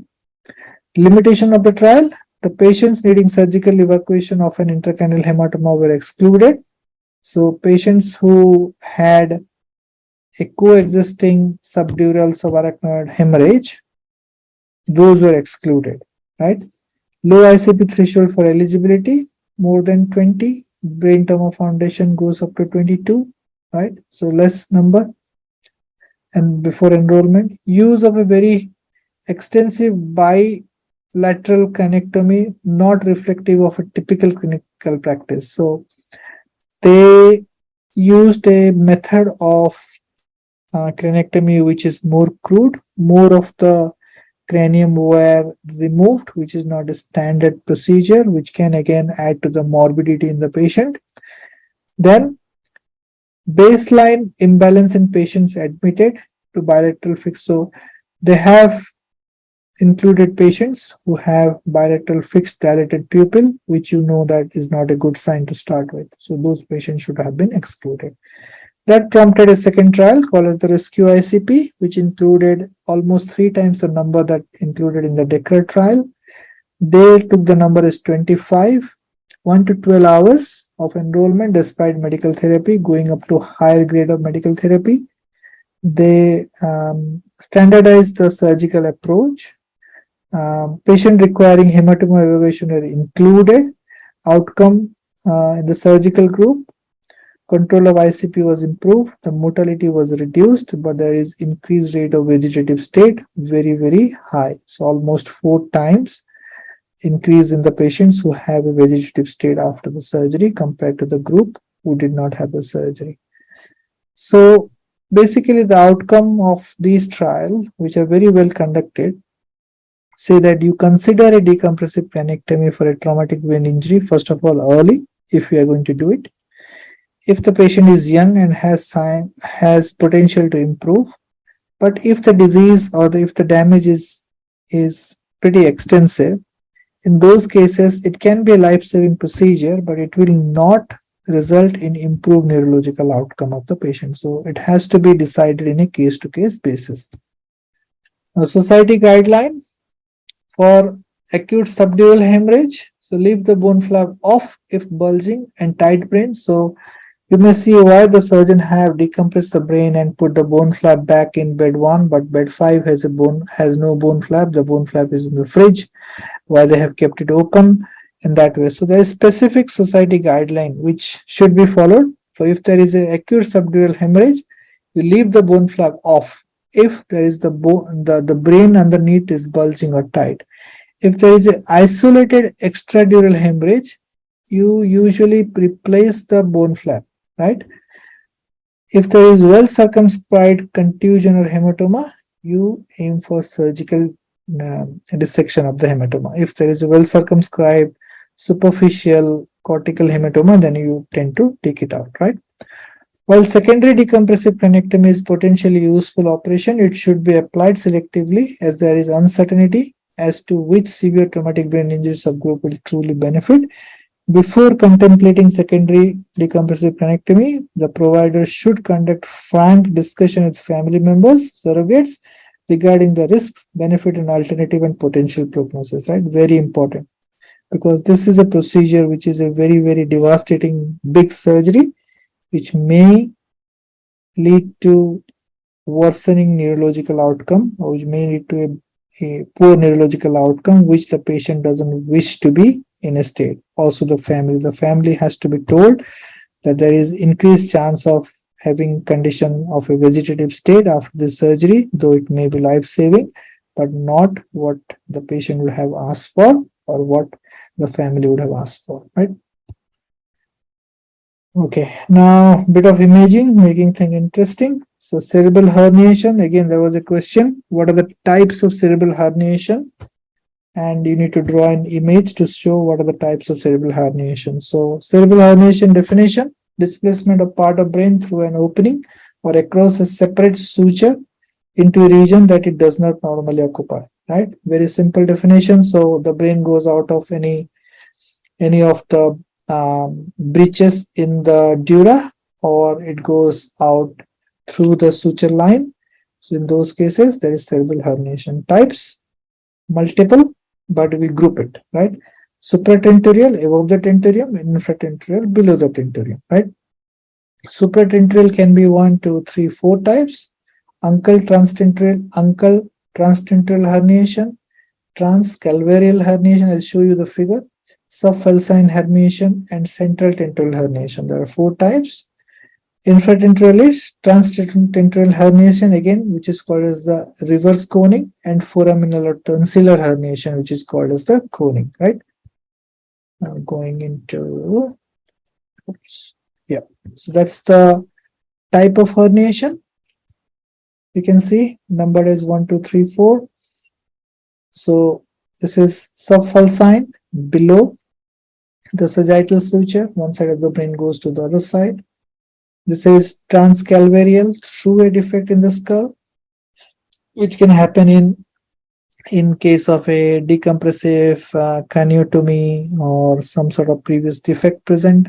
The uncal herniation through the foramen magnum, the upward cerebral transtentorial herniation, the downward cerebral transtentorial herniation. There is an extensive table in deranged physiology which shows what can be the possible outcome of each of the herniation. So if it is a long question in the exam, you are expected to write a little bit about it, right? Not all the herniation will lead to coma, apnea, bradycardia, death. So few of them have some specific presentation, right? For example, the uncal herniation will have ipsilateral fixed dilated pupil because of the third nerve palsy. We'll have hemiparesis. The patient can have cortical blindness and decreased level of consciousness. Whereas central tentorial herniation will have coma, diabetes insipidus. Few other, the tonsillar herniation, which is the most dreaded type. So we'll have coma, apnea, and hypertension, more going towards the Cussingoid reflex. So at least you need to know the names of the herniation, where it happens. This picture has to be reproduced in the exam if the question is on that, and the effect of the herniation. Nobody expects you to write everything, but at least differentiate between uncal, then tonsillar. At least 2 or 3 differentiation needs to be done, right? That comes to the end of first part. I try to whatever I can cover. We are already 1.5 hours, 1 hour and 20 minutes. The second part is more clinical. Now, can I ask you guys whether we continue or whether we give a break? I'm either way happy. Are there anyone left in the group though?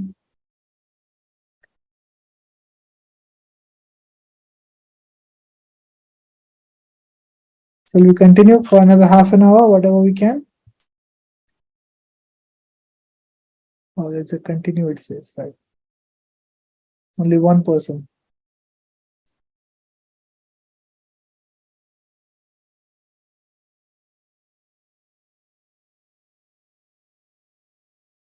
I think it becomes a bit tiring and didactic with the lectures like that, but it's hard to describe many things in that.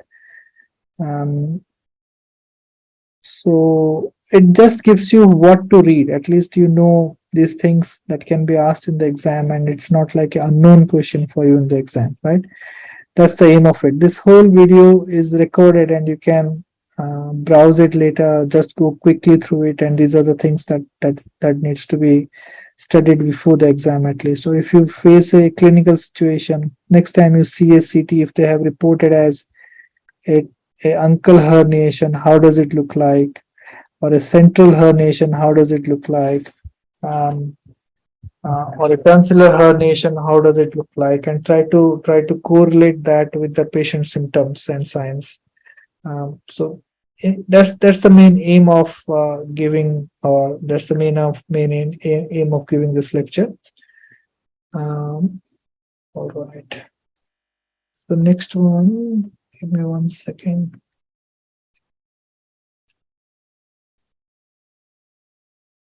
All right. We'll talk about the second part. Not sure why I'm.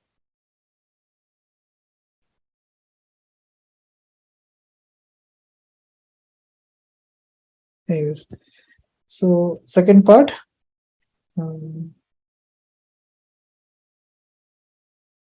Yeah.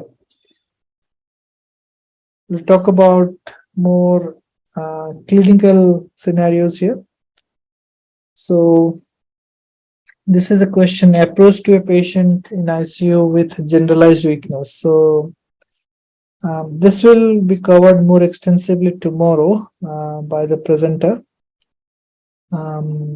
So I'll just go quickly behind it, but you expect some more teaching around it, because this helps you to look at both aspects, whether you have a long case or a neuro long case, or whether you have a theory question, describe the causes of weakness in ICU and how do you approach question like that, right?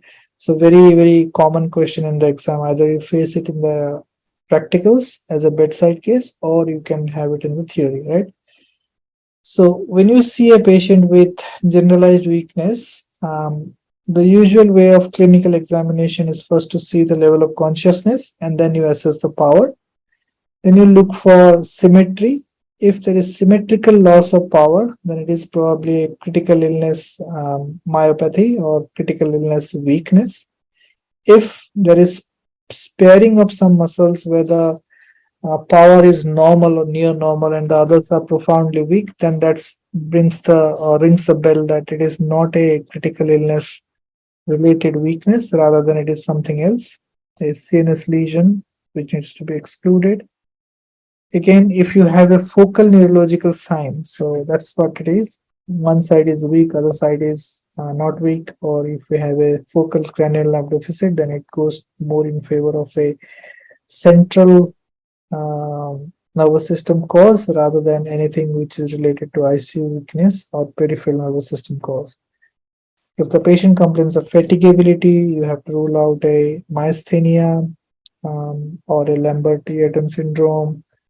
Cranial nerve examination can give you some clues. Then important is tendon reflexes to see whether it is intact, not intact. If it is intact, highly unlikely to be a GPS. If it is there, then it can be a ICU acquired weakness. All those things. So this will be discussed tomorrow in detail. So I'm not going in detail of that.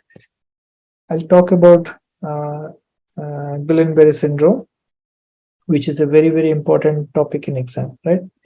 So, how do you define or how do you diagnose the Guillain-Barré syndrome? There are some clinical criteria which is sparingly used in clinical practice. Usually, the diagnosis for patients who come to the ICU is usually made in the ward by the neurologist or some physician, and they come for deterioration of their clinical condition rather than you diagnose them as GBS in the ICU. Okay, that's the usual scenario.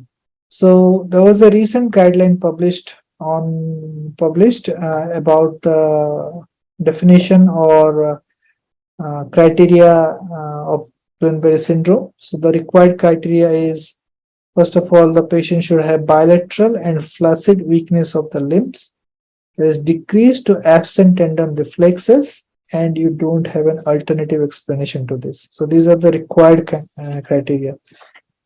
These three has to be present. So you don't have bilateral deep tendon reflexes, there is bilateral flaccid weakness of the limbs, and you don't have an explanation for it, then it is possibly GPS. The supportive clinical features are monophasic course, like just keeps on getting worse, the patient doesn't get better.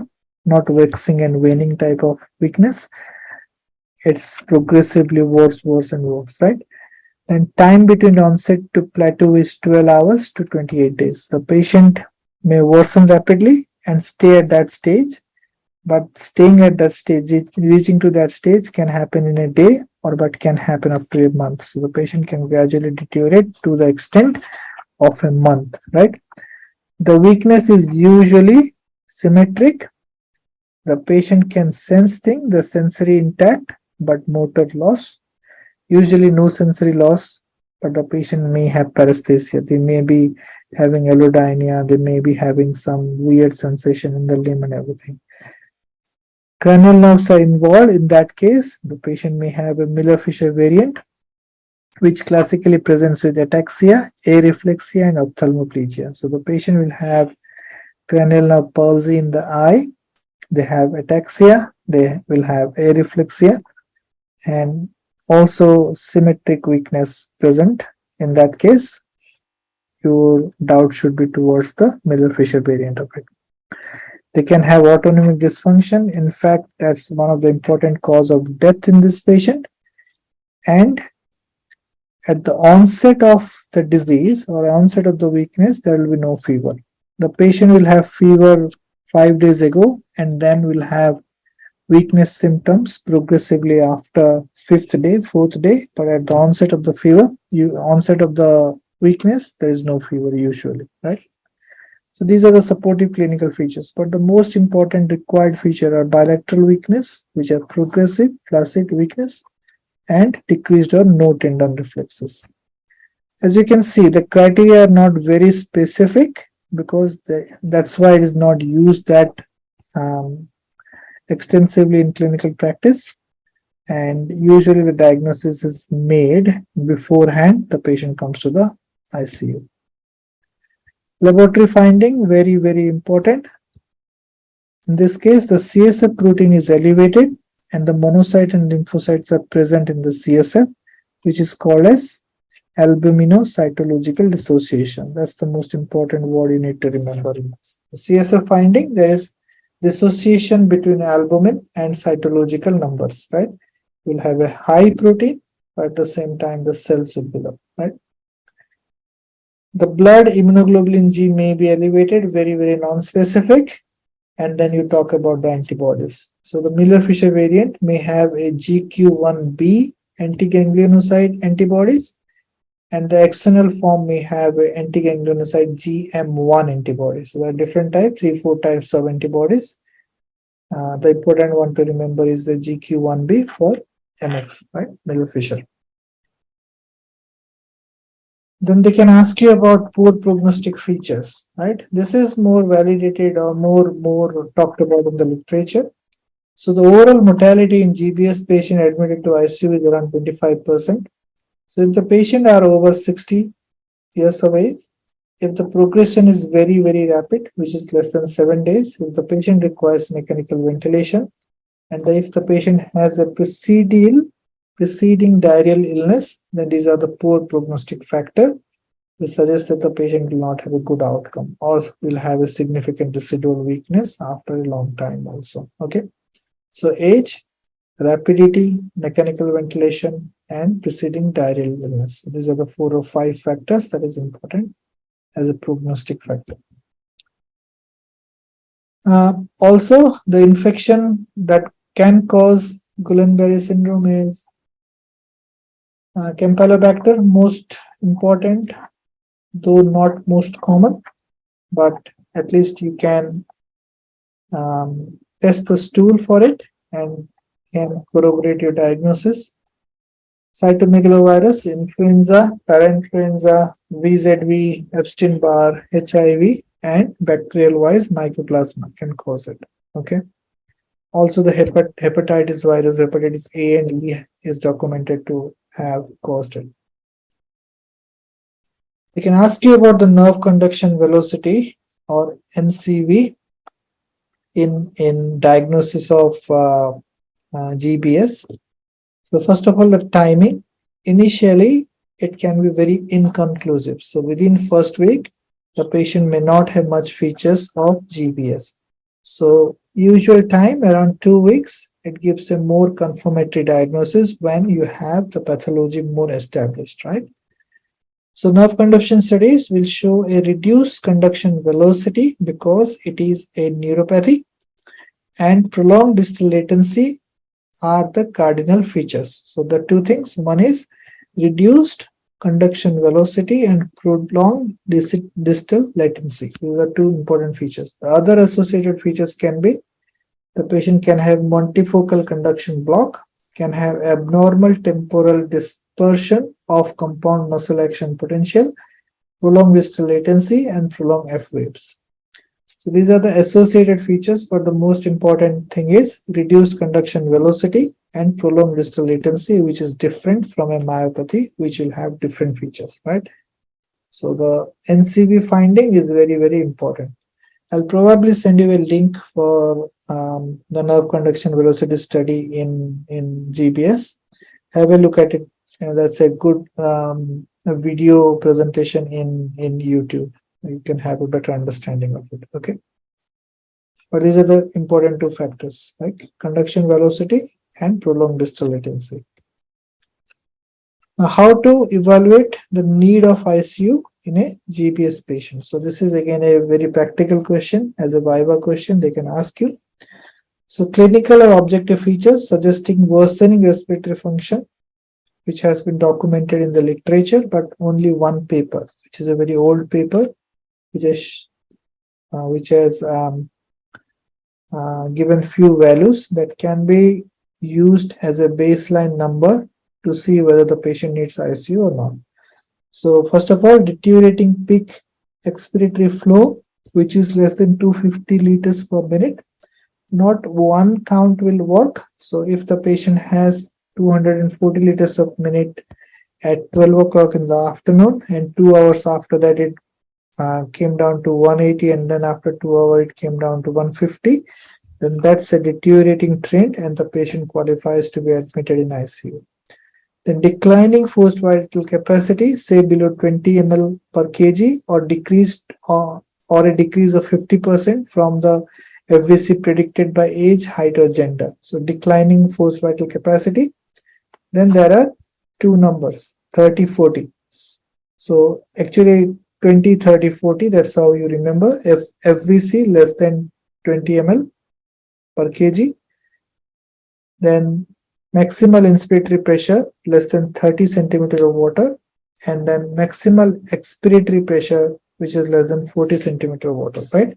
So 20, 30, 40 rule. So FVC less than 20 ml per kg, inspiratory pressure less than 30, expiratory pressure less than 40. So if these are the conditions, then the patient probably needs ICU. The patient has an associated poor cough, or if the patient getting fatigued with an increasing PaCO2. So these are the indication or clinical objective signs to say that the patient needs ICU admission. Remember the 20, 30, 40 rule. Okay.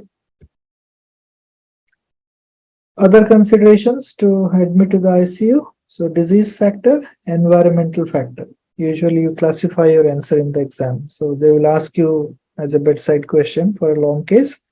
What are the factors or what are the things that you look for if the patient needs the ICU or not? If somebody has called you to see this patient in the ward, how will you decide this patient needs ICU or not? So first of all, disease-related factor. The patient has rapid declining course, the type of disease, GBS versus Miller-Fisher, or the patient has associated autonomic dysfunction. All these factors, if they are present, that is a red flag for ICU admission. Environmental factor, very important. If your ward is accustomed to that level of monitoring or not, right? If the level of staff mix in the ward is adequate to take care of the patient or not, and whether you have availability of further escalation of treatment such as plasmapheresis, IVIG, intubation, ventilation, long-term ICU support. So these are the two important factors that decides whether the patient needs to be in the ward or stay in the ward, or if he needs to come to the ICU. Disease factor, environmental factor, right? Disease is rapid declining course, then which type of GBS is that, and whether there is an associated autonomic dysfunction or not. If everything is yes, then they come to ICU. Environmental factor, If the patient or the staff are not skilled, if there is not enough monitoring in the ward, and you don't have facility to escalate treatment, then probably they need to come to the ICU or to be shifted to the ICU with all those facilities. Management. First thing, the capital or the bold one, corticosteroids are counterproductive. Usually, steroids are avoided in GBS, or rather, it appears the positive effect of dampening the autoimmune demyelination is offset by negative effect of melting away the muscle. In the sense, if you give corticosteroid, you will have more myopathy compared to what benefit you can get with the steroid. So usually it is avoided. Plasmapheresis that works. So usually 4 to 5 exchanges of 1 to 2 plasma volume over 1 to 2 weeks, either replacement with FFP or albumin, right? Plasma exchange in GBS aims to clear the etiological antibody from the bloodstream, right? It buys time and decreases the ongoing inflammatory process with the antibodies. IV immunoglobulin is at least as effective as plasmapheresis that has been shown in multiple trials. So the question here will be from the examiner. So how do you treat? So tell one, either plasmapheresis or IVIG, depending on what is your practice. They can ask you what's the efficacy of either. So none has shown to be beneficial than the other. So it can be used depending on the availability and resources. Either practice is okay. What are the preventable complications in GBS? Again, you can put your answers in terms of a system like ventilator-associated pneumonia, sinusitis, hospital-acquired pneumonia, pressure area infections, line-related sepsis, urinary tract infection, increased predisposition to infection that can happen. And also the infection with resistant organisms. So these things can happen to the patient. These are the all preventable respiratory or infectious complications that can be addressed in the patient by giving good ICU care, right? Now basically, that is whole of GBS that can be asked in the exam. Now there is a usual question associated. They will ask you, how do you distinguish between neuropathy and myopathy? Again, you need to have an answer pattern to that, whether you talk about like clinical finding, then talk about nerve conduction velocity, then talk about imaging, and then talk about laboratory finding. So in that way you cover everything, right? So clinical finding, site of weakness, neuropathy is usually distal weakness, myopathy is usually proximal. So critical illness myopathy, usually the proximal muscles like shoulder, hip are usually weak compared to the distal like finger and toes. Then sensory in neuropathy may have concomitant sensory symptoms or signs. Usually myopathy, they are usually motor, pure motor, sensory are intact. Reflexes are lost in neuropathy compared to myopathy, which can be reduced or preserved. You can have fasciculations in neuropathy compared to myopathy. You can have contracture in your myopathy, but not so in neuropathy. Then can have associated other muscle involvement such as the myocardial dysfunction, which is common in myopathy, or dermatomyositis. Some of those cases can have associated myocardial dysfunction. Muscle atrophy is present in neuropathy compared to myopathy. The CK level can be elevated in myopathy. Nerve conduction velocity are intact in myopathy because there is no issue with the nerve, but they are slowed in neuropathy. Electromyogram, the myopathy will be affected. In that case, you'll have small motor units, but at the same time, neuropathy will show fibrillation and fasciculation. MRI, usually normal in case of a neuropathy, but you can have muscle inflammation and enhancement seen in myopathy. Muscle biopsy is diagnostic in myopathy, right? So you need to have a pattern of answer. First go by clinical, then go by laboratory imaging and nerve conduction velocity. So you need to remember all these points to jot it down in the answer, right? So there's nothing to explain in this. You need to know the discussion point. That's it. Then they can ask you about how do you distinguish between the neuromuscular junction pathologies, not about neuropathy or myopathy, neuromuscular junction abnormalities. What are they and how do you distinguish between them? So the examples are myasthenia, and then Lambert-Eaton syndrome, botulinum toxin, and organophosphate poisoning. So these are the neuromuscular junction abnormalities. Now you need to know the differentiating feature of that. Myasthenia, again, you will have diplopia, eye signs are the first thing to be involved. The patient will have fatigability, weakness increases with sustained exercise. Then the nerve conduction studies, you will have fade and post-tetanic facilitation is present on nerve stimulator testing. It will respond to anticholinergic drugs. The way you evaluate these patients is to see the ACE antibody, or you can have a electromyogram, or you can have a drophonium challenge test. So you need to know bits and pieces of myasthenia gravis because they will ask you about a differential of neuromuscular junction pathologies that can happen in ICU. Then Lambert-Eaton, again, associated malignancy. Usually they are not single entity. You'll have associated malignancy with that. You'll have proximal muscle weakness. You usually don't have the eye signs compared to myasthenia gravis, usually not there. Opposite of fatigability, that weakness resolves with sustained exercise, and weakness happens if the patient is at rest. So, bit tricky. Nobody expects you to learn or know about Lambert-Eaton, but definitely for myasthenia gravis, right? An organophosphate poisoning, very, very common in India. So you need to know in and out of that poisoning. Probably we'll be talking about that in a separate section, okay? Similarly, peripheral nerve pathologies, we talked about Guillain-Barré already. You can have critical illness neuromyopathy. We'll talk about that next. So the differentiating features in critical illness neuromyopathy, the cranial nerves are normal. The patient is affected symmetrically. There is reflexes may be absent in that case. Some cases diaphragm may be involved. CK values may be elevated in certain cases, and it is a diagnosis of exclusion rather than there is any definitive diagnosis of inclusion, right? GBS we talked about, I'm not going in detail. You can have vitamin deficiency with a globin stocking differentiation or distribution of the weakness and sensory loss. You can do some vitamin B12 level, and also you can look for heavy metal poisoning and all those things. Yep. So I think this will be the last topic. There are a few left, but I don't think going beyond 2 hours is in the best interest. So very common, if you have a patient or a long stay patient in the ICU and you have exam on that day, so that patient will be your case for sure. So ICU acquired weakness. How do you quantify that? So defined as a sum score of less than 48 on a MRC muscle power scale, right?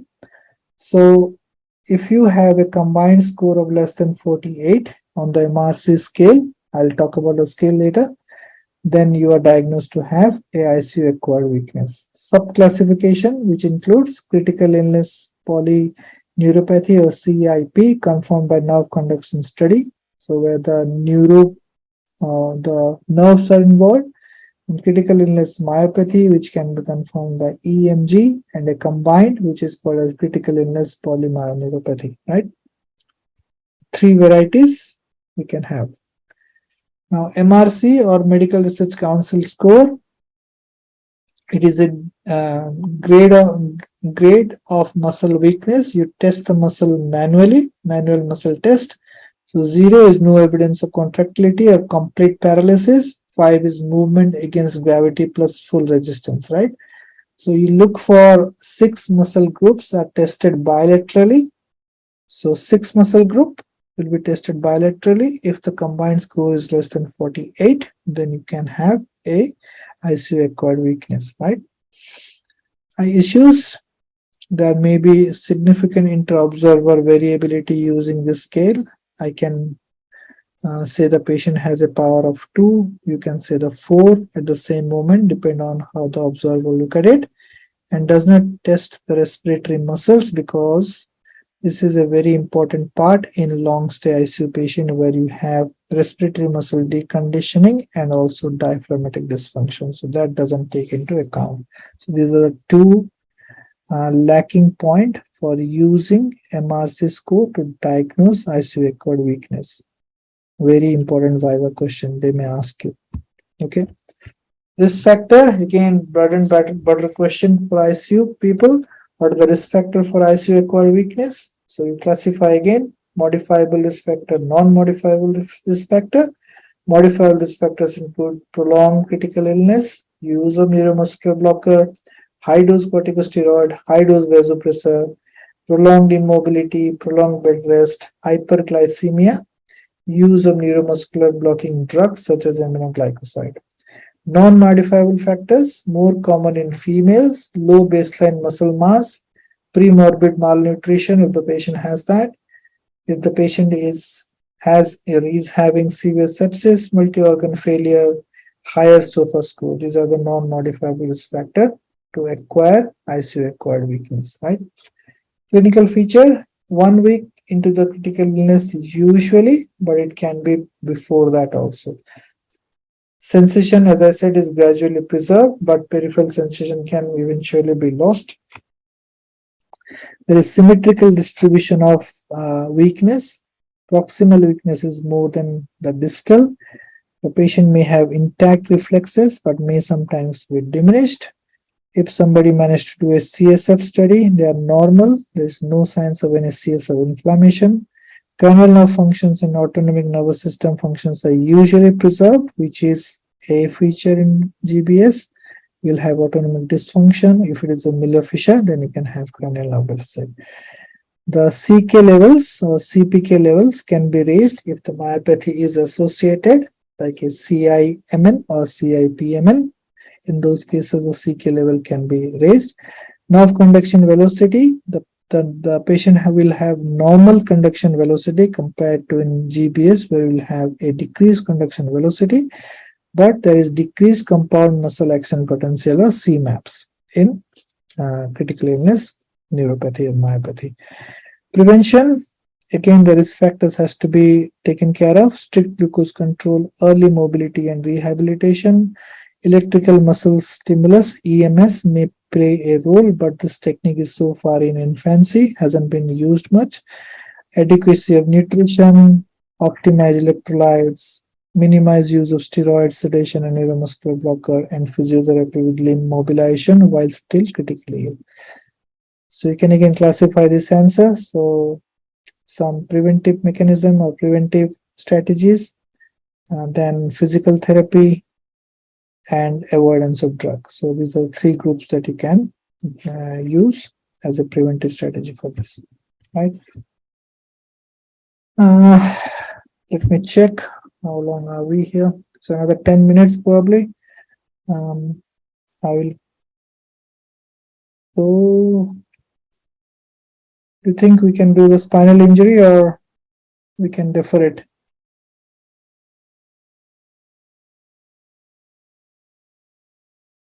I can tell you the highlights of the spinal injury that can be asked, because it will be boring if I go in detail of it. So usually spinal injuries, the questions will be on imaging. They can show you an image and ask you what is the type of injury. So there are different types of spinal injuries that we'll discuss tomorrow.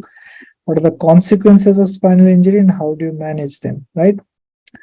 Now, CT imaging in C-spine injury, what sort of criteria you use to clear the C-spine? So radiographic utilization study criteria, the nexus, or the Canadian C-spine rule or radiographic after trauma. So there are two types of scoring that is used to clear the C-spine, whether the patient needs a further imaging in terms of dedicated CT neck or not after a trauma. Okay. So components of the nexus criteria, there are two types, nexus and the Canadian scoring. So if you are asked which one you used, whichever one you are familiar with, you can use it and talk about it. Nexus criteria has 5 criteria in that. If the patient has no midline cervical tenderness, there is no focal neurological deficit, has normal alertness, the patient is not intoxicated, and no painful distracting injury associated.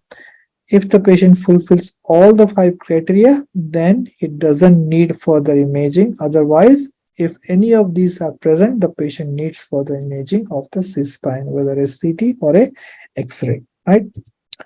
Similar scoring system, the Canadian C-spine radiography after trauma score.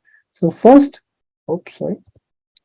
any high risk factor which mandates radiography if the patient is more than 65, or if there is a dangerous mechanism involved, or there is the patient complaining of paresthesia of the extremity. Any of this, yes, go for a radiography, right? If these are not present, any low risk factors which allow safe assessment or range of motion, simple rear end motor vehicle collision, or sitting position in emergency department, or ambulatory at any time, or the patient has delayed onset of neck pain or absence of midline C-spine tenderness. If no, then also the patient needs radiography.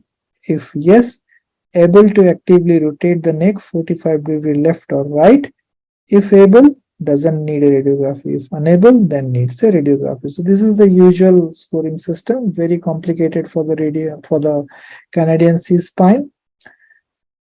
And there are a bunch of conditions where you cannot apply them, such as non-trauma cases. If the patient has a GCS scale less than 15, age less than 16, unstable vital sign, patient is pregnant, has a previous C-spine surgery, all those things that cannot be used.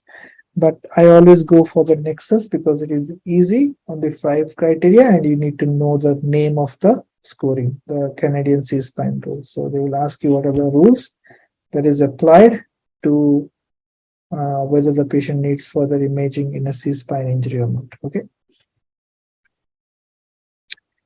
Question again, consequences of spinal cord injury. So you need to talk about the system approach, like starting from brain, cardiovascular, respiratory, GI, and others, right?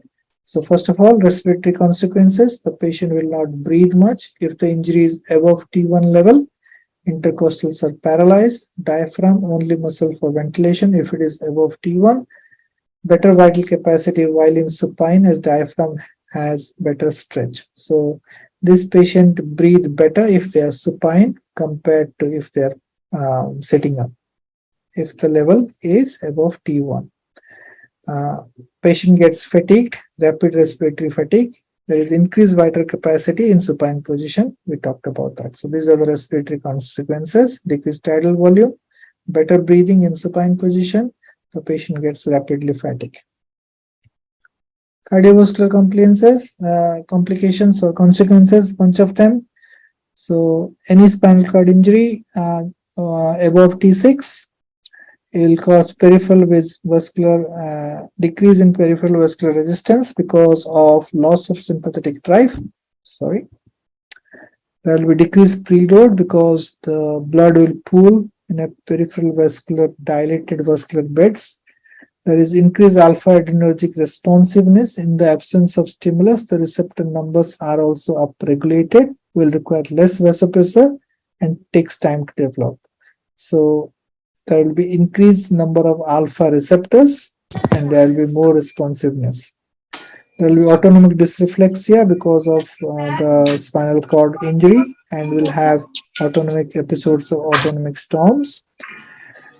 Patient can have any vagal reflex, such as unopposed vagal action, causing to the episode of bradycardia, cardiac arrest, all those things.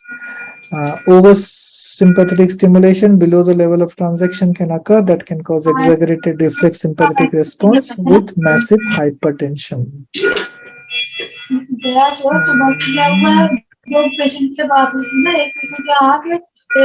Can we silent the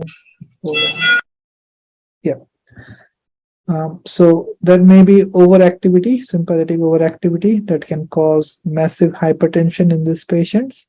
Noxious stimuli, bladder distension, constipation, sexual stimulation can precipitate a autonomic storm.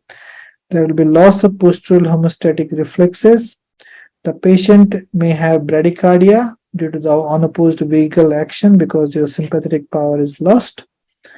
And if you stimulate them, they will have more bradycardia.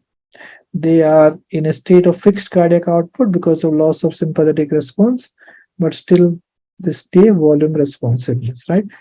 So the way of answering this may not be that what you call systematic. So you need to write about the cardiac determinants such as heart rate. The patient will have bradycardia. On stimulation, they can have exaggerated vagal response causing cardiac arrest. That's about heart rate.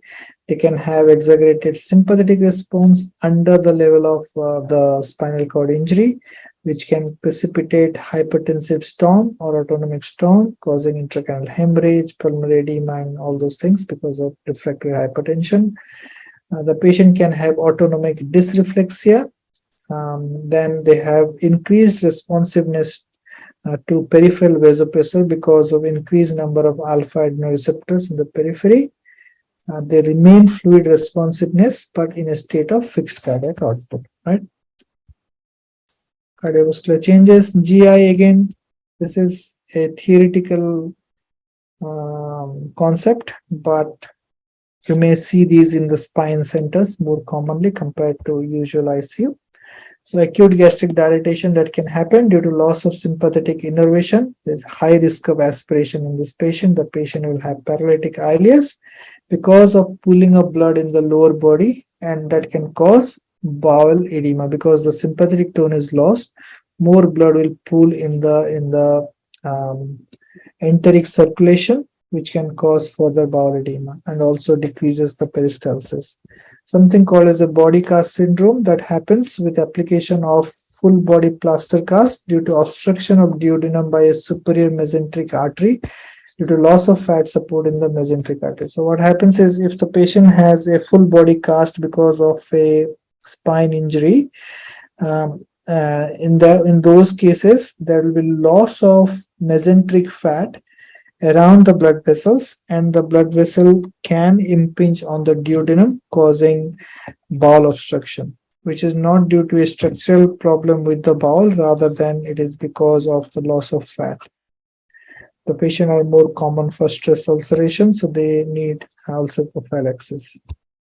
Metabolic and endocrine consequences. So they can have SIADH because of the chronic hypotension stimulated the afferent pathway of baroreceptors, increased production of ADH by posterior pituitary, and hyponatremia. So usually hyponatremia is common in spine or long-term spine cases. They can have hyperaldosteronism as sympathetic inhibition of renin secretion is inhibited. So they can have ongoing increased excessive renin secretion and signs of hyperaldosteronism. They usually present with insulin resistance because of increased adiposity, because they are obese, they do not move around.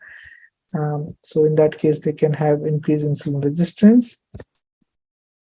They will have increased postprandial insulin level, which may lead to a reactive hypoglycemia a few hours after the food. So what happens is the release of insulin is more with a food compared to a non spinal cord injury patient. So in that case, to control the after effect of increased insulin release will have hypoglycemia postprandially. So for some time, the insulin release will be high. After that, because of the high insulin, they can land up with hypoglycemia. Excessive sensitivity to succinylcholine because of possibility of hyperkalemia causing bradycardia, cardiac arrest. The patient can have hypercalcemia, osteoporosis, and renal calculi because of immobilization. They lack the ability to control the temperature, so they are very prone for hypothermia. Management, again, you can talk about airway, breathing, circulation in that part. So injury to C4, C5, you usually secure the airway early than late. Always mention about inline stabilization. If the patient has an injury for more than 4 days now, then avoid the succinylcholine or scoline, and you consider early tracheostomy in these patients if they have a high spinal injury. High spinal, the diaphragm may be the only muscle spared. So as I said, they do better in the supine position. Consider early high flow or non-invasive in this patient. may be dependent on ventilator for quite a length of time. They are not able to clear the secretions that effectively, so high chance of pneumonia and aspiration in them. Circulation, vasodilatory shock due to loss of sympathetic innervation. We talked about that already. The patient may have a neurogenic shock. Also, the fluid responsiveness is still intact, and noradrenaline is the preferred agent to use as a vasoconstrictor because they are peripherally vasodilated. They have lost their sympathetic efferent fibers, so they are bradycardic at rest and they don't have a response to increased stress level. In acute phase, usually if there is an acute trauma causing spinal cord injury compression, in that case we aim at a map of 80 millimeter of mercury to make sure that there is good perfusion to the spinal cord, right? So they can ask you about the evidence behind early decompression and stabilization of a unstable spine. So the summary of evidence is that if the intervention is done less than 24 hours, it has shown to decrease the length of stay and complications. In persistent spinal cord compression, urgent decompression is indicated, which has shown significant improvement. The trial name is called as the STAS6 trial. This trial has shown significant improvement with urgent decompression of an unstable spine with spinal cord compression. Extensive spinal surgery may be considered to delay. That has a mixed evidence. Suppose somebody has a multiple level spinal fracture and most of them are not causing cord compression apart from one, then the most culprit should be fixed and the rest of them should be managed in a stage procedure rather than doing it in the same setting, because that can increase the morbidity. Society guideline, what is the role of high dose steroid in this context? So very important. Your surgeons may be using it, but you need to know the literature behind it. So the society guideline 2013, American Association of Neurological Surgeons and Congress of Neurological Surgeons, they don't recommend any steroid in acute spinal cord injury. The Canadian Association of Emergency Physicians, glucocorticoid is a treatment option and not a treatment standard. So they said that you're not mandated to use glucocorticoid, but it can be used. So very gray area there. It says as a treatment option, but not a treatment standard, right? Then looking at other papers, so National Acute Spinal Cord Injury Study, the NASIX-2, there's no significant difference in neurological function at 1 year in patients who have received steroid compared to not. Subgroup analysis showed that if it is given within 8 hours, there is modest improvement of motor recovery. So if you're giving it, give it within 8 hours. Then there was another study, again it is called as the NASIX-3 study. They saw that within 3 hours, there is no difference in the outcome. So patients who received the steroid within 3 hours compared to 3 to 8 hours, they found there is no difference in outcome. 48 hours of methylprednisolone was associated with greater motor but not functional recovery. So they showed that the motor recovery is better if we use 48 hours of methylprednisolone, but it is not associated with a better functional recovery. So either way, there is no strong evidence using for and against, but if you think the patient has high risk of getting complications with the steroid, then probably a conservative approach is warranted, but again, it is an institutional practice, what people do. I think I should stop here because it is going beyond 2 hours. I think I have only few slides left, but again, half an hour on top of this will be very tiring. So I'll probably stop here. If you guys have any question, you can send it across email, as I said.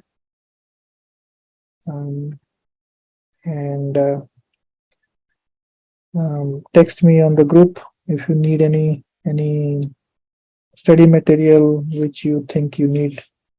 You can ask me, I will provide you a link, or as I said, I will be sending you the link for the nerve conduction velocity. Particularly, it is important to see repeatedly because you keep on forgetting what is the finding in neuropathy, myopathy.